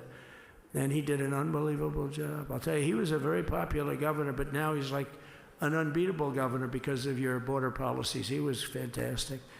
And he really was. So. Governor Abbott is he's a great man, great leader. And but it did make him did you do it? You didn't do that for politics. You did it because you wanted to do the right thing. But I'll tell you, it sure as hell worked for politics too. It's self-preservation, that's right. But no, because the people are demanding it. The people of Texas are demanding it. The people are demanding it all over. So anyway, we built it, and they wouldn't let us use it. They wouldn't let the governor use it. And other governors, they wouldn't let him use it. But he was the leader of the pack and did a great job. And then we heard about a month ago that not only wouldn't they let us use it, they were selling it. They were going to sell it for 5 cents on the dollar. Now, 5 cents on the dollar then, but today it would cost more than twice as much to build because we bought it like 6 years ago. And it was just sitting on the ground, and that does not do well for the whole thing. But it was just sitting on the ground, and I heard about it, and I called the governor, and I called a lot of people, your attorney general. And here's the story. They were going to buy it, and these are great business people. They were going to buy it for 5 cents on the dollar or less. And they were calling us up, we'll sell it to you for 200 cents on the dollar. In other words, it will cost you twice as much, so it's 200 cents on the dollar. I said, can somebody explain that to a judge? I mean, how corrupt is that? You'd think they'd say, maybe we'll sell it to you for 20 cents, 30 cents, but not 200 cents. So they were going to buy something for 5 cents, and they were going to sell it to us for a fortune. They were going to make they'd have it down in Fortune magazine, they'd put it of the deal of the year, okay? You buy something like that. But it was so corrupt and so horrible. And when we told that to the administration, they didn't care. They just kept going forward. They couldn't care less. And they kept going forward. They knew that they were trying to sell it back to us. They would have sold it back to us. You would have ended up buying it. You would have paid probably 50, 60 cents, who knows. But they were going to use it for scrap metal, but then they made a much better deal. They could just buy it and sell it to us for 15, 20 times what they paid. 20 times, think of it, like 20 times what they paid.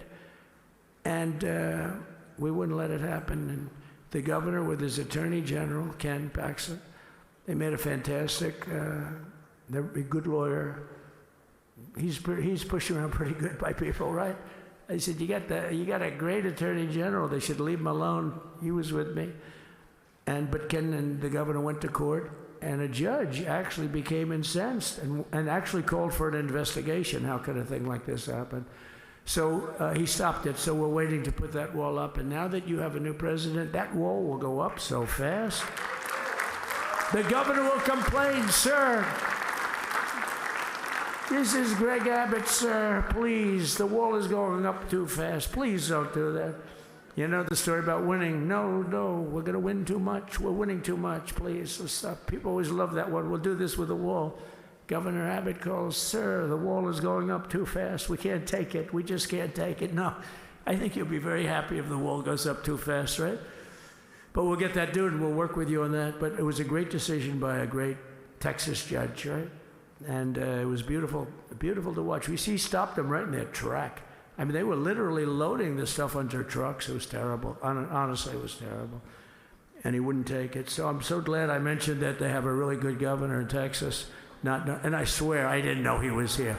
I swear to you, it sounds like a setup. I didn't know you would end. Did I get lucky? I said the right thing. Because there have been moments when I wasn't so happy with him, you know? But not too many, I can tell you that. So anyway, it's good to see you too, Governor. Great. But I just want to thank everybody. You've been incredible. I recognize so many of you. It's so crazy.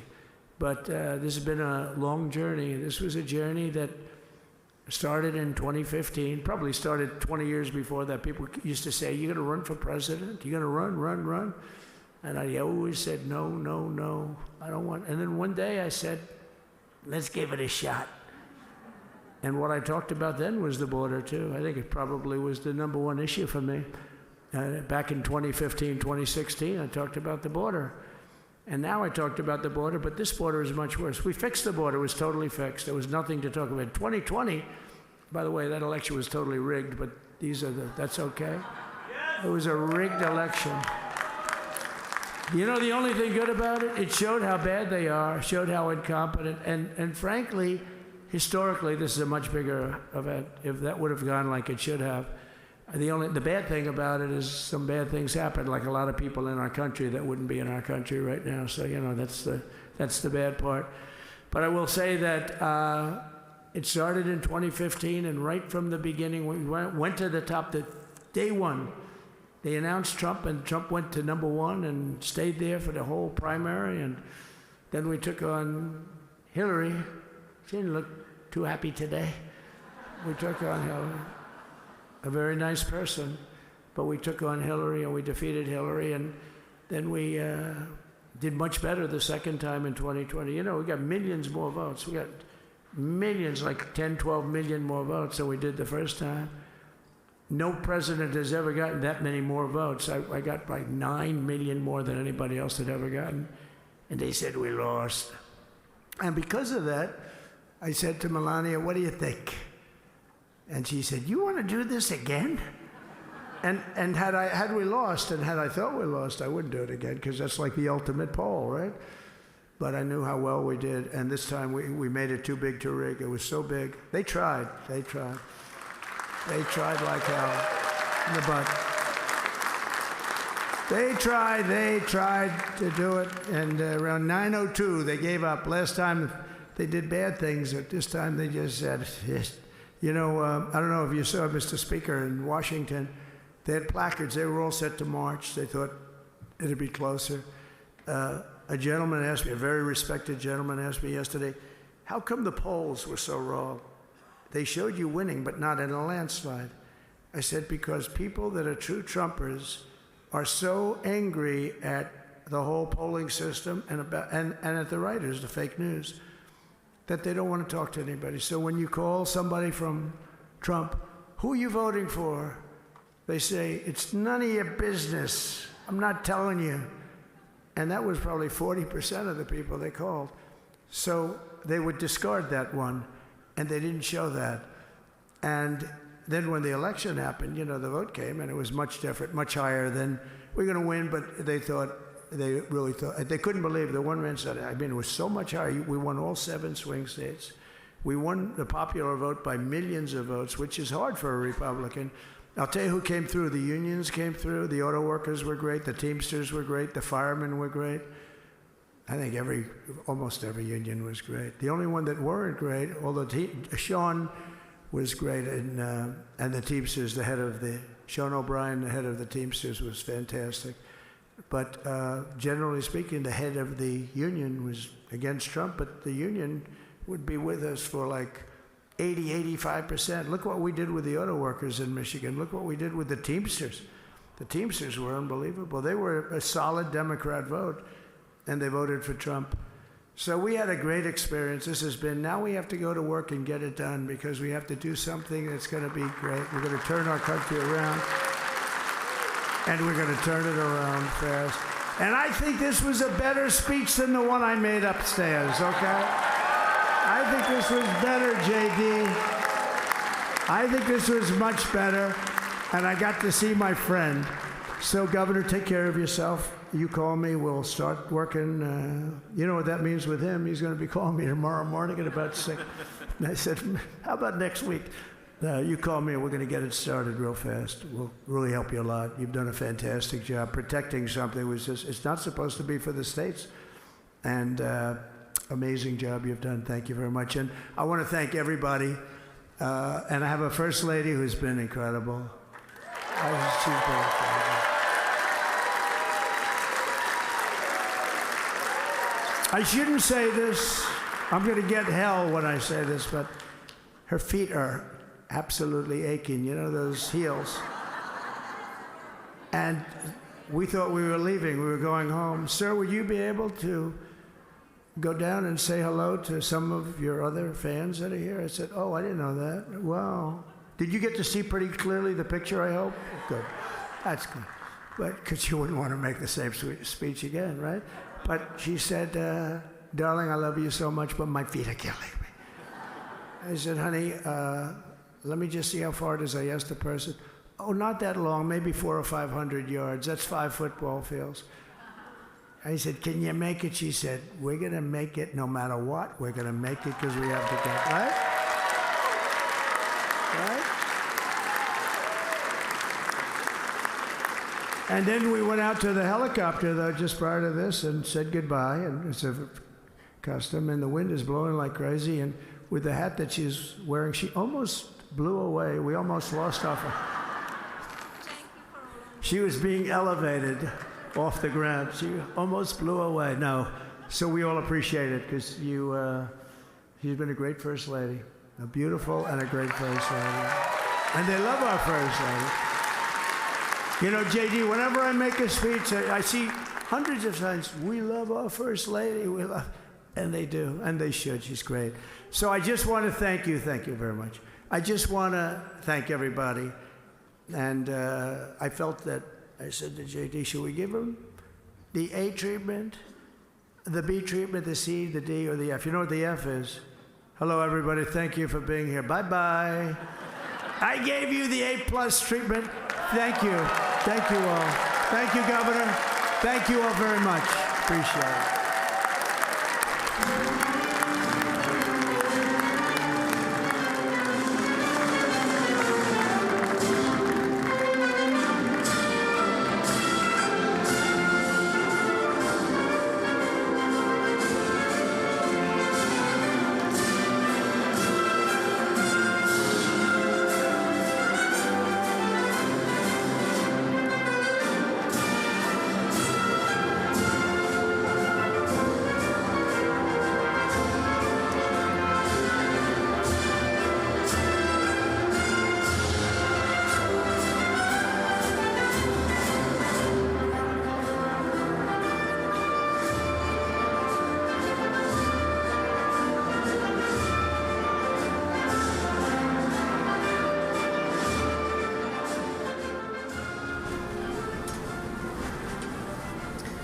All right, so you're looking at pictures here from another portion of the Capitol where President Donald Trump has been speaking to supporters. after his inaugural speech, actually in a speech that went just about as long or maybe even a little bit longer than his actual inaugural address. And this was kind of what we hear and expect is more of the campaign type rally speeches that we've heard, not as long or perhaps as animated, but more comfortable and familiar, and also flicking at some of the actions that we do anticipate President Trump will be working on as soon as he sits down at a desk and has those executive orders in front of him. All of those dozens, if not 100 or more executive orders that we expect the president to be signing today. But he spent a large portion of these remarks talking about security along the U.S.-Mexico border. Again, his signature campaign issue, one that we have heard about a lot in all of his presidential campaigns, and certainly something that he has signaled will be a hallmark of this second administration. So these events have wrapped up here. There are still several other things on the official docket for the rest of this inauguration day. Another thing that has happened while we were listening to the president's remarks is former President Joe Biden and former First Lady Jill Biden have departed from Joint Base Andrews.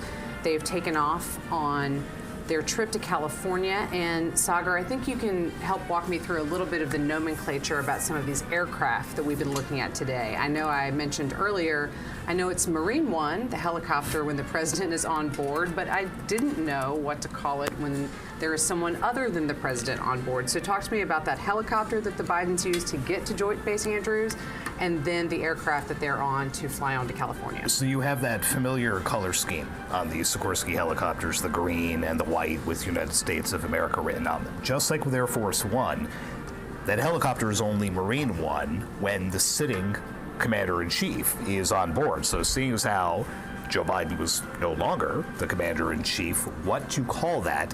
Those helicopters are flown by the Marine Helicopter Squadron 1 out of Joint Base Andrews. They are called the Nighthawks. So this